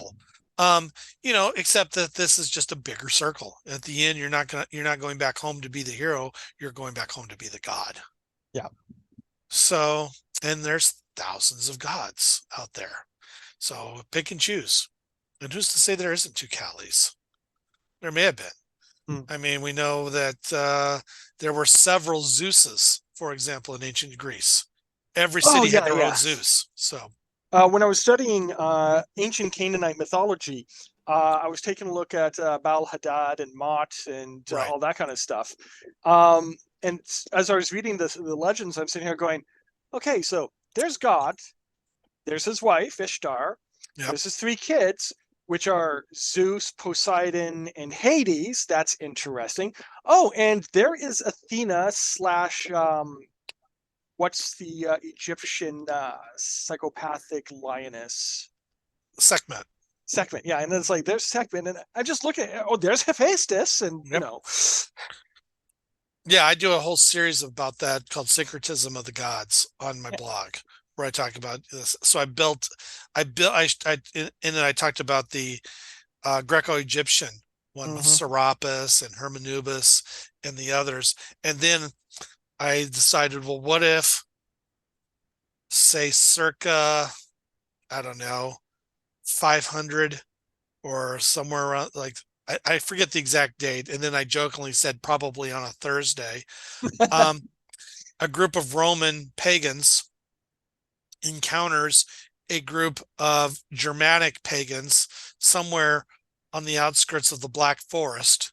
And instead of going to war with each other, they decide to settle down and have one community, and they syncretize all their gods. So I have a syncretized Norse Roman pantheon. And because I figured, well, since I probably would have done this about age 14, and I was only in second year German at that point in time, I will use some really bad German to describe these gods. So it's der Hune and unser Vater for our chief god. And so it says, well, your German's really bad. I'm like, yeah, if you'd read the post, you'd see the German here is supposed to be bad. I'm writing it like somebody who just learned it, but it was fun, and it was something that was interesting, and there's all sorts of great stuff you can do, and that's why I'm excited for this game of his, and I'm excited that Elfler is doing it, and I'm excited Jason's doing it. I mean, he's got degrees in divinity and stuff like that, religious studies. I mean, we talk about write about what you know. Well, this is the stuff he knows. So I'm really looking forward to this. Get me in touch on when that comes out. Yeah, well, there might be a Kickstarter this summer, I'm thinking. I don't know. We're definitely looking to get we're going to do it like we did Night Shift with a regular covers and a fancy leatherette cover. He wants to do a big fold out map too. I am a step removed from all of this one, unlike Night Shift, which I was, really involved with. This one's kind of all him. And again, that's what I'm looking forward to, it being all him, so that I can have that joy of reading a new game that I'm excited about. I mean, that's half the fun. The other half of the fun is writing a new game I'm excited about, but this will be good too. This brings me an idea. I'd like to throw past you, Kit. Mm-hmm. Sure. We should do another night. I mean, obviously you're probably going to be busy, but we should do another streaming night that is just playtesting. Oh yeah, that would be great fun. Like maybe I was maybe already Tuesday or thinking Wednesday. about doing another stream anyway for running another game online, and I was like, yeah, but what game do I want to cancel to do it? I know what you want to do. You want to do a stream one night where you do nothing but create characters for World of Cinnabar. I owned that book twice. Yeah, I know. Oh my God. Okay. You know who Raven McCracken is, obviously. Of course, yes. I was on not one, but two Facebook groups where he was plugging third edition Cinnabar all the time. I know. He brought up anything and he's like, oh yes, well, World of Cinnabar third edition has this and this and this and this and this. And I'm like, wait, there was a second edition? Looked on Amazon. Yep, there's a second edition. And I'm just like, why? mm. Okay, look, it's hard. I don't want to pick on Raven Exactly. because of this, because he's so earnest. He loves his game. Yes. And I'm like, I get that. I do. I mean, I have stuff that I've looked back at. I'm like, ugh, I wrote that shit. Yeah, What the yep, hell? yep. But at the same time, it's like, dude, come on. Some of this stuff is out there. Now, I love out there stuff. I really do. I mean, like I said, I've got a Hollow Earth book coming out of some time. That's fun stuff. That doesn't mean I'm ready for, to start finding holes there at the North Pole. Yeah. Okay. The two things that got me. One is how he says that the new edition does everything that you want. Oh, yeah, of course. And I'm like, if you're going to do that, that's a generic system. It's not a setting system. Yeah. And his is very much a setting system. The second thing was with first edition was when he said, this is all very accurate because I've done all this stuff. You're talking about mutant powers and psychics and cybernetics and all this. It's like laser bears and laser bears and stuff. It's like, you did all this stuff. Okay. You have cybernetics and lasers coming out of your ears. Well, even if you just talk about the skills, okay, so he's a master metalsmith / carver / architect / weaver / super mathematician / physicist. I mean, no. It's like, no, you're not Buckaroo Banzai. Yes. It's just. I mean, I've actually run Cinnabar, so okay. But some of the stuff he did with it, I would say, is highly questionable. You're right. He may have made a better system. I don't know. I will give him at least some of the benefit of the doubt. I mean, that was a long time ago. We've all matured since then. That's right. I know what I've done when I was 12 years old. Yeah, but the local game store here does a night where they would try to roll up Cinnabar character, create Cinnabar characters. A game store here had the expansion book for first edition. Oh wow! When I went to go pick it up, it was already sold. I was like, "Wow, somebody!" Yeah, it always sells out too. So, maybe we're sitting here minding, but we're talking about it. Yes, and people are buying the book. So you know what? Good for you, damn it! Yeah, I want people to grab one of my books. I want Night Shift to be talked about on other people's podcasts where I'm not around, and people talk, "Wow, Night Shift! What the hell was that all about?" I'm very interested in running a campaign in it. I love urban fantasy. I think I love it. I do. And Jason plays his games serious. My games are probably more akin to Ghostbusters than anything. Oh, I have stories about Ghostbusters. So, I mean the game when I ran it for Gary Kahn, it was the characters were all members of the Spectre Detectors, the hottest ghost hunting podcast in the Tri-County area. So have you ever played Inspectors? I have it. I've never played it. I used to run it for Halloween. Oh, I always run some flavor of Ravenloft for Halloween.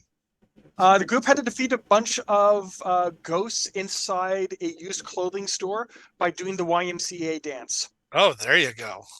Perfect. But Western Games, you're talking about Ghostbusters.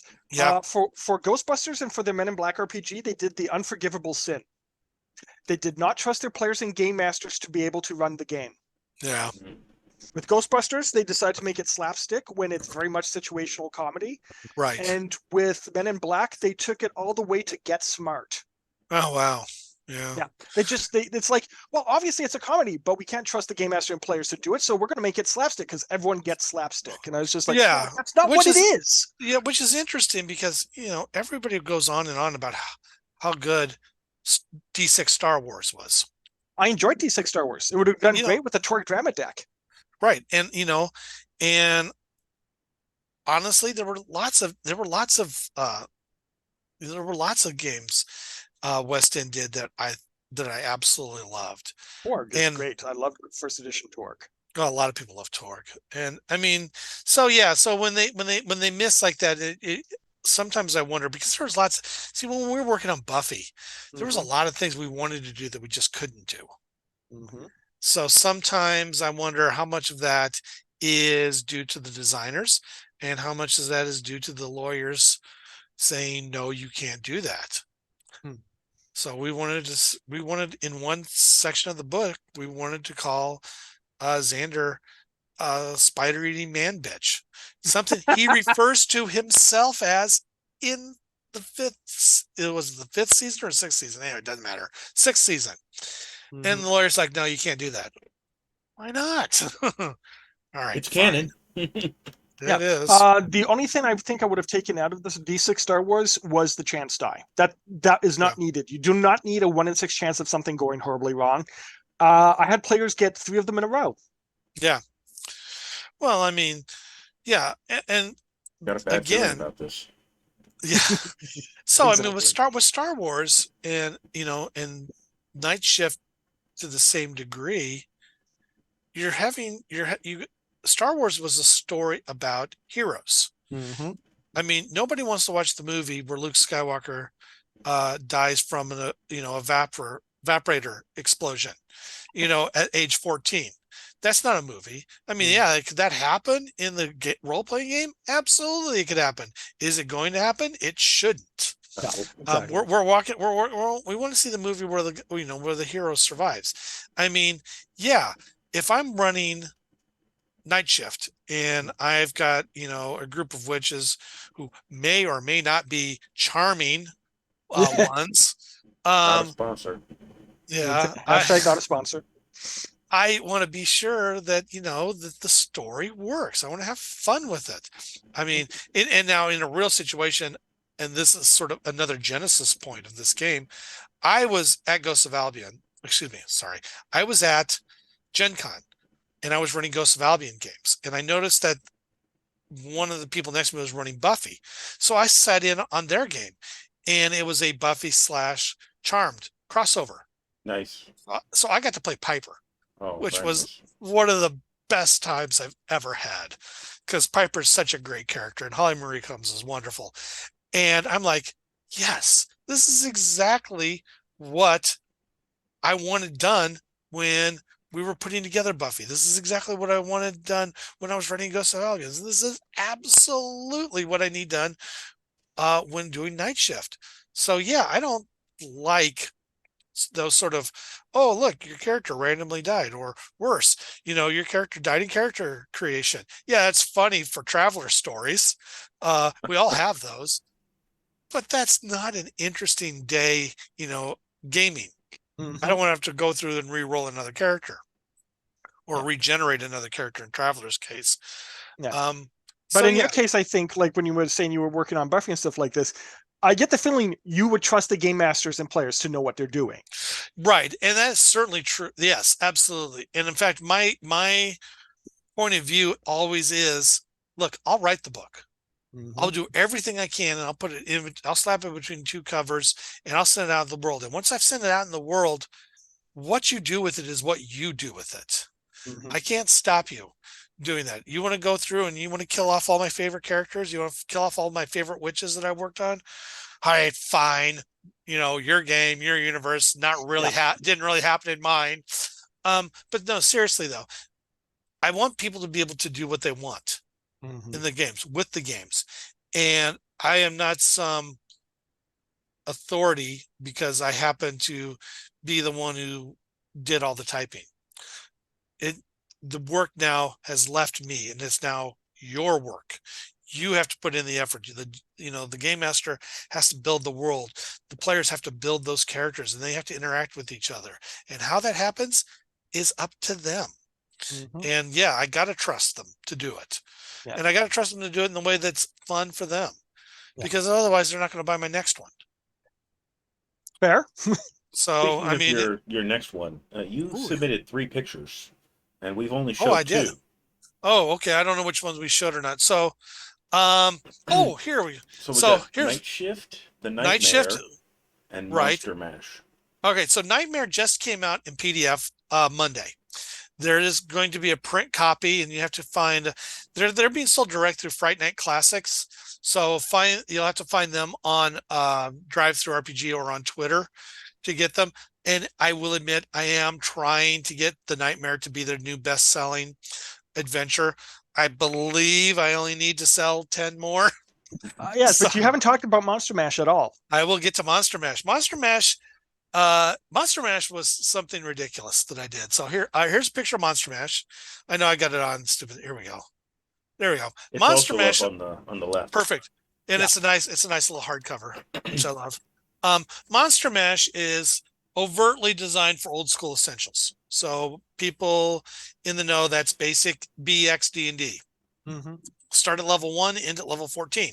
Yeah. Now, back in the day, race or species was a class. Elf was not only what you are, it was who you are. Yeah. So if your class was elf, your class was dwarf, your class was magic user. In this Monster Mash, I decided, well, what if the monsters had a chance to go on adventures?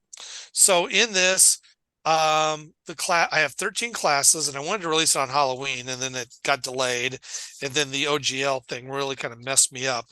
But I've got cat people, I've got awakened golems, awakened flesh golems. So think Frankenstein's monsters, hags, hobgoblins.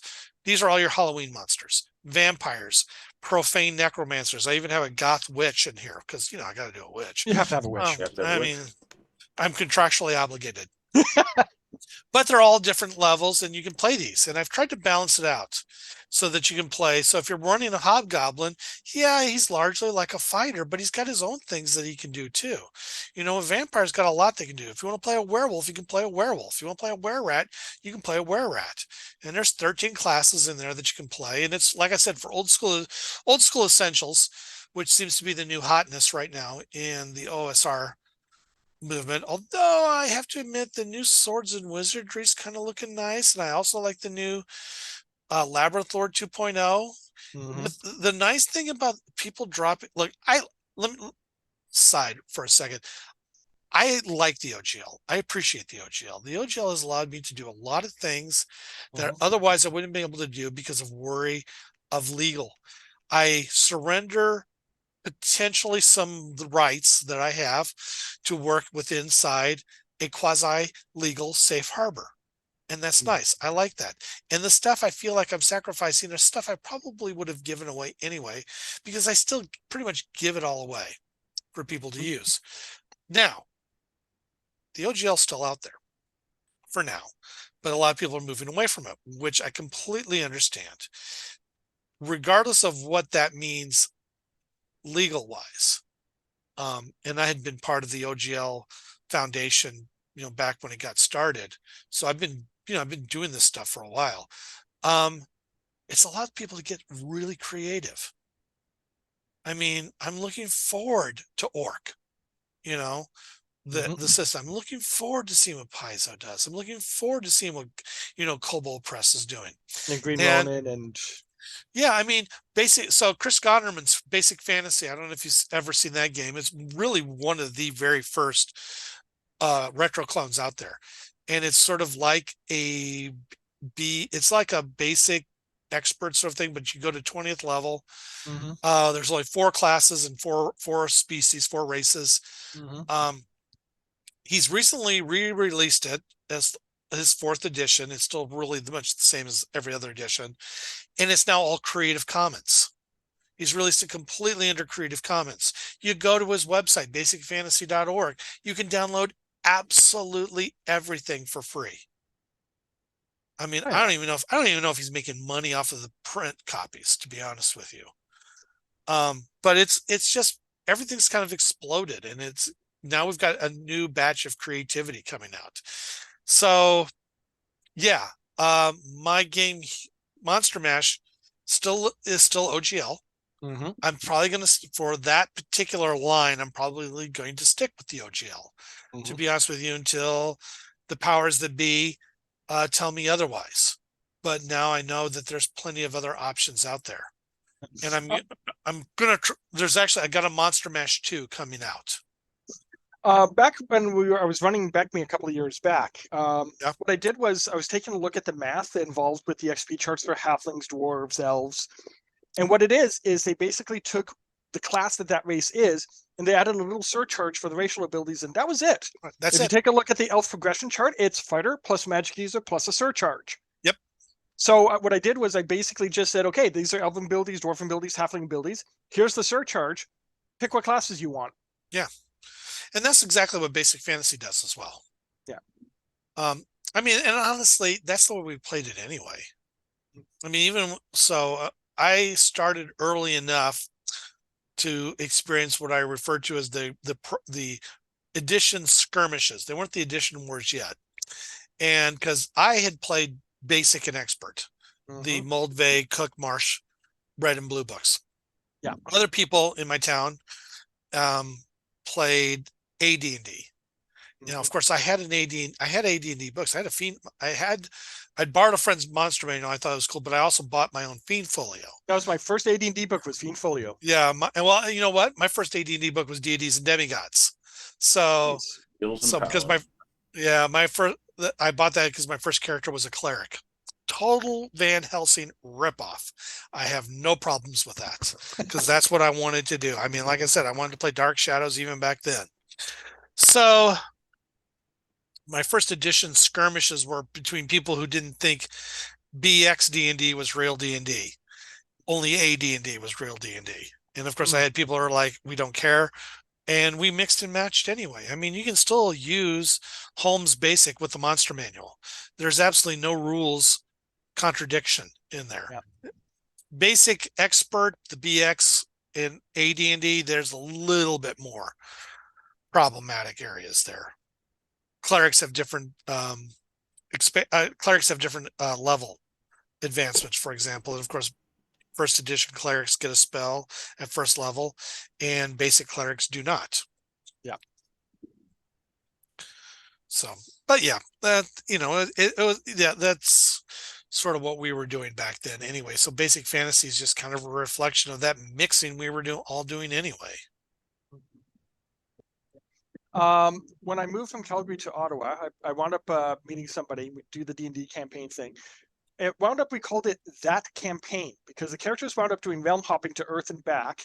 So the characters wound up being combinations of AD&D, Top Secret SI, Nice. Classic Marvel, I think TMNT, Elf Quest, Call of Cthulhu, like any of the games we had, it eventually just kind of melded together into one shared universe. And then about a decade later, after my friend had to move, I wound up kind of refining it, and it became my urban fantasy setting. Oh, nice. Yeah. And technically, the campaign is still ongoing. Oh, good. So That's always nice. Yeah. So it's been running for about 40 years now. Oh, very cool. I love that.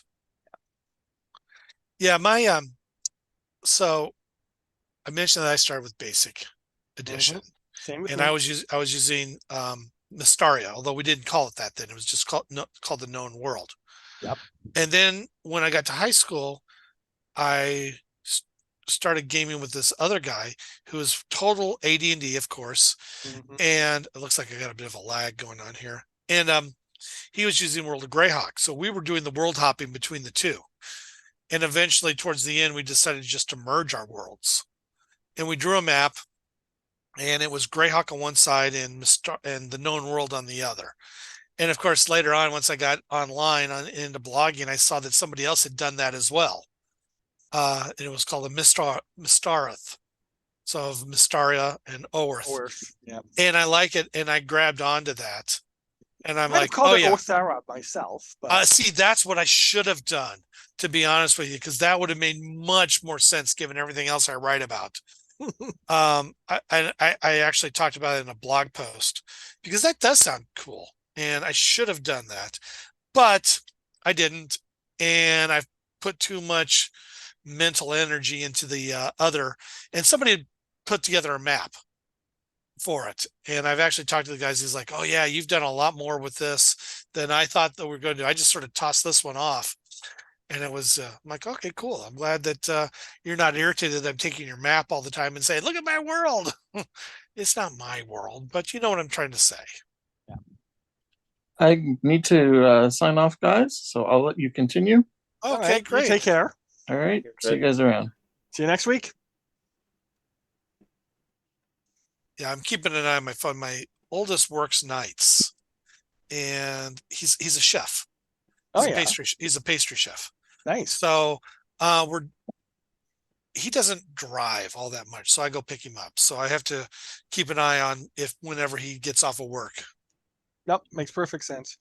Yeah, But I it's- remember it's- seeing the first time I saw the map from the Masters set for basic D&D.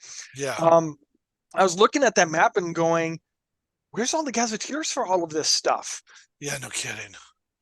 Well, have you been so going back to the 90s, Mhm. there was the MPGN network, and it was the only official sort of network for any discussion of the various D&D worlds. Mhm. And the Mystara list, Mystara L, Mhm. was incredibly active. I can imagine. And of all the groups, I was on Ravenloft, I was on Forgotten Realms, I was on Spelljammer, I was on all of them because, then as in now, I am keeping an eye out in case anybody's ever talking about witches so that I can throw in my 3 cents, or more to the point, so I can see what they're doing so that I can think about how I want to do things. The Mystara list by far was more active than any of the others put together. Even more so than the Forgotten Realms list. The Mystara list was just active, and they've continued that. All the people that were on that list have moved on to this place called the Piazza. Yep. And the Piazza is there's just so much detail. If you want to run Mystara, and I think the secret to running Mystara is, of course, keeping it local so that you just have your own small chunk of the world, but realize that the fans have detailed every square inch of this place, and it's a hollow earth too. So not only have they detailed every square inch of the surface, they've detailed every square inch of the inside. There was And it can be intimidating, but it's wonderful at the same time. Yeah, there's a couple of PDFs that are on the Piazza. One is dealing with clerics, one's with magic users, one's with equipment. Yes. They're translated from another language, and I forget what language it is. Italian. Yeah. Yep. There's one that hasn't been translated yet, and that one is driving me nuts. Google Translate. Yep. ChatGPT. Throw it in ChatGPT and translate it. Oh, I hadn't thought about the ChatGPT thing, but yeah, I don't That know goes how back- that's that going to deal goes- with the charts, though. That's going to be the sticky part. Yeah, That that'll should- be the sticky. ChatGPT should be able to do charts and code blocks, Oh, that's true. unless it's pictures. Oh yeah. Just get the HTML code and drop the HTML code in. It's a PDF. Oh, I know what you're talking about. Yeah, I see those books all the time. I can't pronounce his name. I know it starts with a G. Yeah. Fantastic writer. Absolutely amazing. Knows his stuff so well. Mhm. Wish I spoke Italian. Exactly. And I was actually, I started the new year. I started taking Spanish. Mm-hmm. And because I've been saying I need to pick up a new language, just for reasons. Mm-hmm. And my wife says, "You watch so much Italian horror. Why didn't you learn Italian?" I'm like, "Well, I live in Chicago. The chances of me speaking Spanish here are about, I don't know, 100% every single day." So, I mean, I just go to the grocery store Yeah, but you and, know which PDFs I'm talking about now. yeah, I do know. Well, the Piazza is just great stuff. Yes, Man, it is. people need to be dropping, affiliate links for you guys for all the things we've been sending out. Well, this is why we do the Geek and Greed, is to talk about all this kind of stuff. Yeah. So the Piazza is fantastic. Harvard runs it. It's a wonderful place. The Mm-hmm. Mistara fans are fantastic. Yeah. Very welcoming. And it's just literally walls and walls of just information. If Yeah. you wanted to get in Mistara, you know, do this and then go find Bruce Hurd online and Yeah. talk to him. Yeah, he was doing his own kind of a new version of the known world with its own maps and everything. I remember Yes, that. Kaladar. Yeah, that's it. It's wonderful, and of course, he did a magic school, and I showed him where his magic school now sits on my shelf next to the Glantry Principalities of Glantry Mm-hmm. book that he signed for me, because that was my country. That was where my so I guess, given Glantry sort of based off of Venice, it's probably Italian's probably Mistara's first language. So, funny thing about Glantry, Yeah. I was running a classic Beckme campaign. So I did the campaign where the PCs were in Keramikos. Oh yeah. They were there to they won a lottery to basically to eat with the Grand Duke and everything. Oh, and nice. the Falling Star hits in the far north. So what I Uh-huh. did was I'd taken the Micronauts, if you remember them, Yes, I do. took the monster versions and made that into an invading force. Oh wow. So the PCs are sent to go put a stop to it, and I'm making checks to see how fast they grow, what cities they take and turn into hives, and the whole thing. Oh yeah. And the PCs run into it, and wind up doing a quest to find the Princess Ark because it's got a time machine in it. Oh, lovely. They get the Princess Ark, they start doing time shenanigans, and one of the PCs The is best from kinds of shenanigans, really. one of the PCs winds up. He's from Glantry. They find out that because I was starting to shift into, I think his 5th edition was just starting to come out, that the Aboleth banned Glantry, which is why it's anti-God. Yeah. So, Sounds like something my son would have done too. so they wound up taking out the Aboleth, and he became the ruler of Glantry before Glantry actually got founded. Oh wow. Yeah. That's kind of cool. I like that. Of course, now if you dig deep enough into the Piazza, you'll find some older nonsense that I wrote. And honestly, it's not anywhere near as good as I thought it was at the time, but in my defense, it's 30 years old.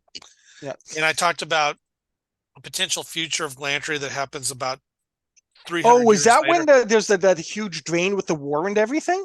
No. I didn't do Okay. that. Okay. That one's cool. I mean, a lot of that stuff. Mine was a sort of a religious uprising, Oh, nice. and it becomes a theocracy. Cool. What we wrapped with was two of the PCs took the Princess Ark to fly into the meteor before it hits, Mm-hmm. thus preventing the entire thing from happening to begin with. Oh wow.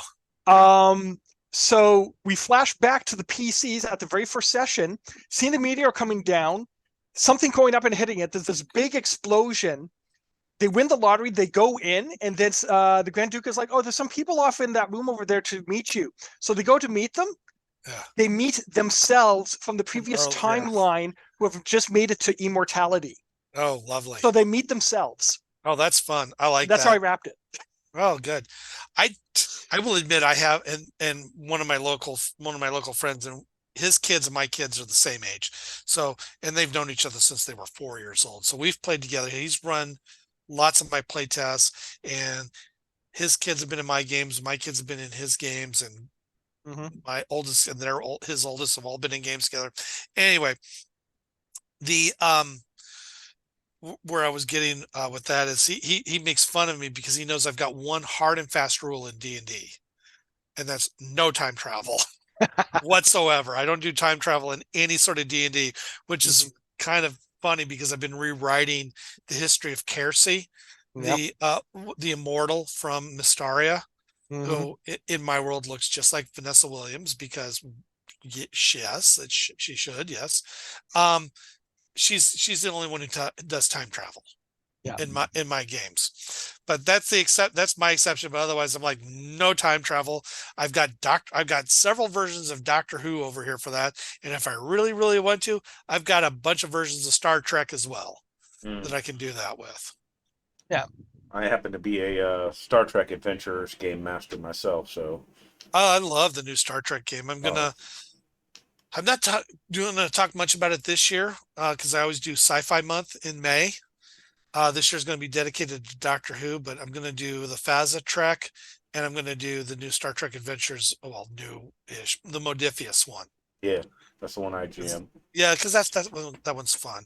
Well, I've been trying to do a Black Star game. I don't know if you've seen that one on my blog at all. I've combined it's Star Trek plus Cthulhu Interesting. because somewhere in As the one space, does. yeah, because somewhere in space the stars are right. Um, and I've got this. Every town has an Elm Street. Oh, here we go. Here it is. And I have a 3D miniature that I printed out of my starship. So So it's the it's it's the yeah, Galaxy Quest with Enterprise C. yeah. So I've got a larger version up there wired up with LEDs. But yeah, it's got a warp 13 drive in it, and of course you hit that and that you do bad things Yeah. because I watched Event Horizon way too many times. Hey, Vaz, I got a question for you since you're doing the Star Trek thing. Yeah. Hmm. Okay, so there was an online Star Trek game. There was more than one, Star Trek Mux, Mud, Moo, whatever the hell. Sure. And one of the things they would do is they do a hard reset every so many months. So any of the technological advances you got on your ship from your adventures got erased. How do they handle that kind of stuff in the RPG where, you ran into this threat? Well, we made this modification to the ship. So it's usually an opportunity, and it's often a work track to install something like that or to improve it. And Yeah. if it comes down to it, and the game master doesn't want them to keep it, you just run a story arc to get rid of it. Something very similar actually happened in Picard in one of the final episodes, where they had earlier in the season stolen the cloaking device from the fourth movie. From Okay. the Cave Wars. Botany Bay. Yeah, and they had installed it on the Titan, and they started using it, and you could almost see it as if a game master was running this. It's like, okay, you're using the cloaking device way too much. It's time to destroy it because it's Right. giving you too much of an advantage. And so a game master would use what's called threat in order to create a situation where they're going to destroy this piece of technology, and you can't continue using it. Yeah. And can the players prevent it? Depends on if the players are in the scene or not. In that particular moment, the players were not in the scene. The players were on the bridge, and the cloaking device was in engineering. So it's one of those things. It's like we're cloaking in order to keep the system from stealing control of our ship, because it's for some strange reason in this quantumly entangled universe, it's using line of sight transmission. So we're just going to cloak so it doesn't use that. And then all of a sudden, the game master goes, "I have spent 2 threat, and the Borg crew aboard your ship has destroyed your cloaking device. What will you do now?" Yeah. See, Okay. So there is a point mechanic to it. The game master only has so much threat. Correct. And it Okay, gets then that's cool. generated. It does get generated by player actions. Yes, I like that. I like that. One of the big things that starts out is when you start the game master has a number of threat tokens equal to the number of players, plus 2 usually. It depends on, that could be a house rule. And then they spend that to increase the threat of a scene. However, if the players escalate a scene, you know how usually in the Federation, phasers always start on stun. It's like, okay, well, I'm boosting my phaser to kill. It's like, okay, game master gets a threat. I'm going to use photon torpedoes. So photon torpedoes, you can't shoot a photon torpedo without doing deadly damage to a ship. You're trying to blow it up. The game master gets 2 threat. I see. And then the other thing is when players roll critical fails. It's like either something bad can happen right then, or the game master can store threat. When I ran for the charity stream, I had so much threat that one of the people that was watching was like, he's got enough threat now to end the players. And I'm like, yes, I do, but I'm not going to do that because, well, it's a charity stream. it's a charity stream. And I was trying to get the audience to, participate and, hey, what do you want me to spend threat on? But they never really kind of chipped in. So Yeah. First edition 7th had something similar with drama dice. The players got drama dice based off of certain mechanics. The game master got drama dice based on the number of players plus certain mechanics. And if the game master wanted to do anything to the players, they would spend drama dice to create a threatening situation, improve a dice roll, or change the scene. But the players could counter with their own drama dice. And I don't mind game master shenanigans if there's a hard and fast mechanic to it and a limit, Right. because that way the players know the game master is being fair. There's a game engine which I will not mention the name of at the moment, but what they have is the game master can basically say, well, I want this negative thing to happen to your character. And there is no restraint on this, but the player can go, yeah, okay, I'll go along with it. They get XP. But if they say, no, I don't want to, they spend XP. And the game master doesn't have restraint. So I hate to interrupt you. I'm actually sorry. I need to jump off. I gotta go get my kid. We'll wrap. So sorry about that. I'd love to stay on and talk some more. Maybe I'll be back on. Maybe when I release, you know what? Maybe we can have Jason and I on and talk. We can talk about Wasted Lands. Let's see. We could do that at the end of May. Let me talk to Jason, figure out what works well, and if nothing else, into May, maybe I can talk about Monster Mash 2. Sounds good. A green Monster Mash 2, Green and Pleasant Land. I'd also like to talk to you in Discord a little bit more about this playtest stream I'd like to see about running. I'll connect you two over on Facebook. That works too. I don't. Yeah, we'll do that because I got to run and get my kid. Okay, well you take care. Maybe he'll bring me home something to eat. That would be nice. He's a great cook. So, awesome. Yeah, fantastic cook. So all right, excellent. Hey, Thanks I had a blast. Here. So did I. Wonderful. Let's do this again. Definitely. We'll touch base and we'll figure something out. Okay. Take care. All right, I'll talk to y'all soon. Yeah. Ciao. I will go ahead and wrap the stream then. Everybody have for those of you who came to watch, thank you very much. Take care. Take care. See you guys next week.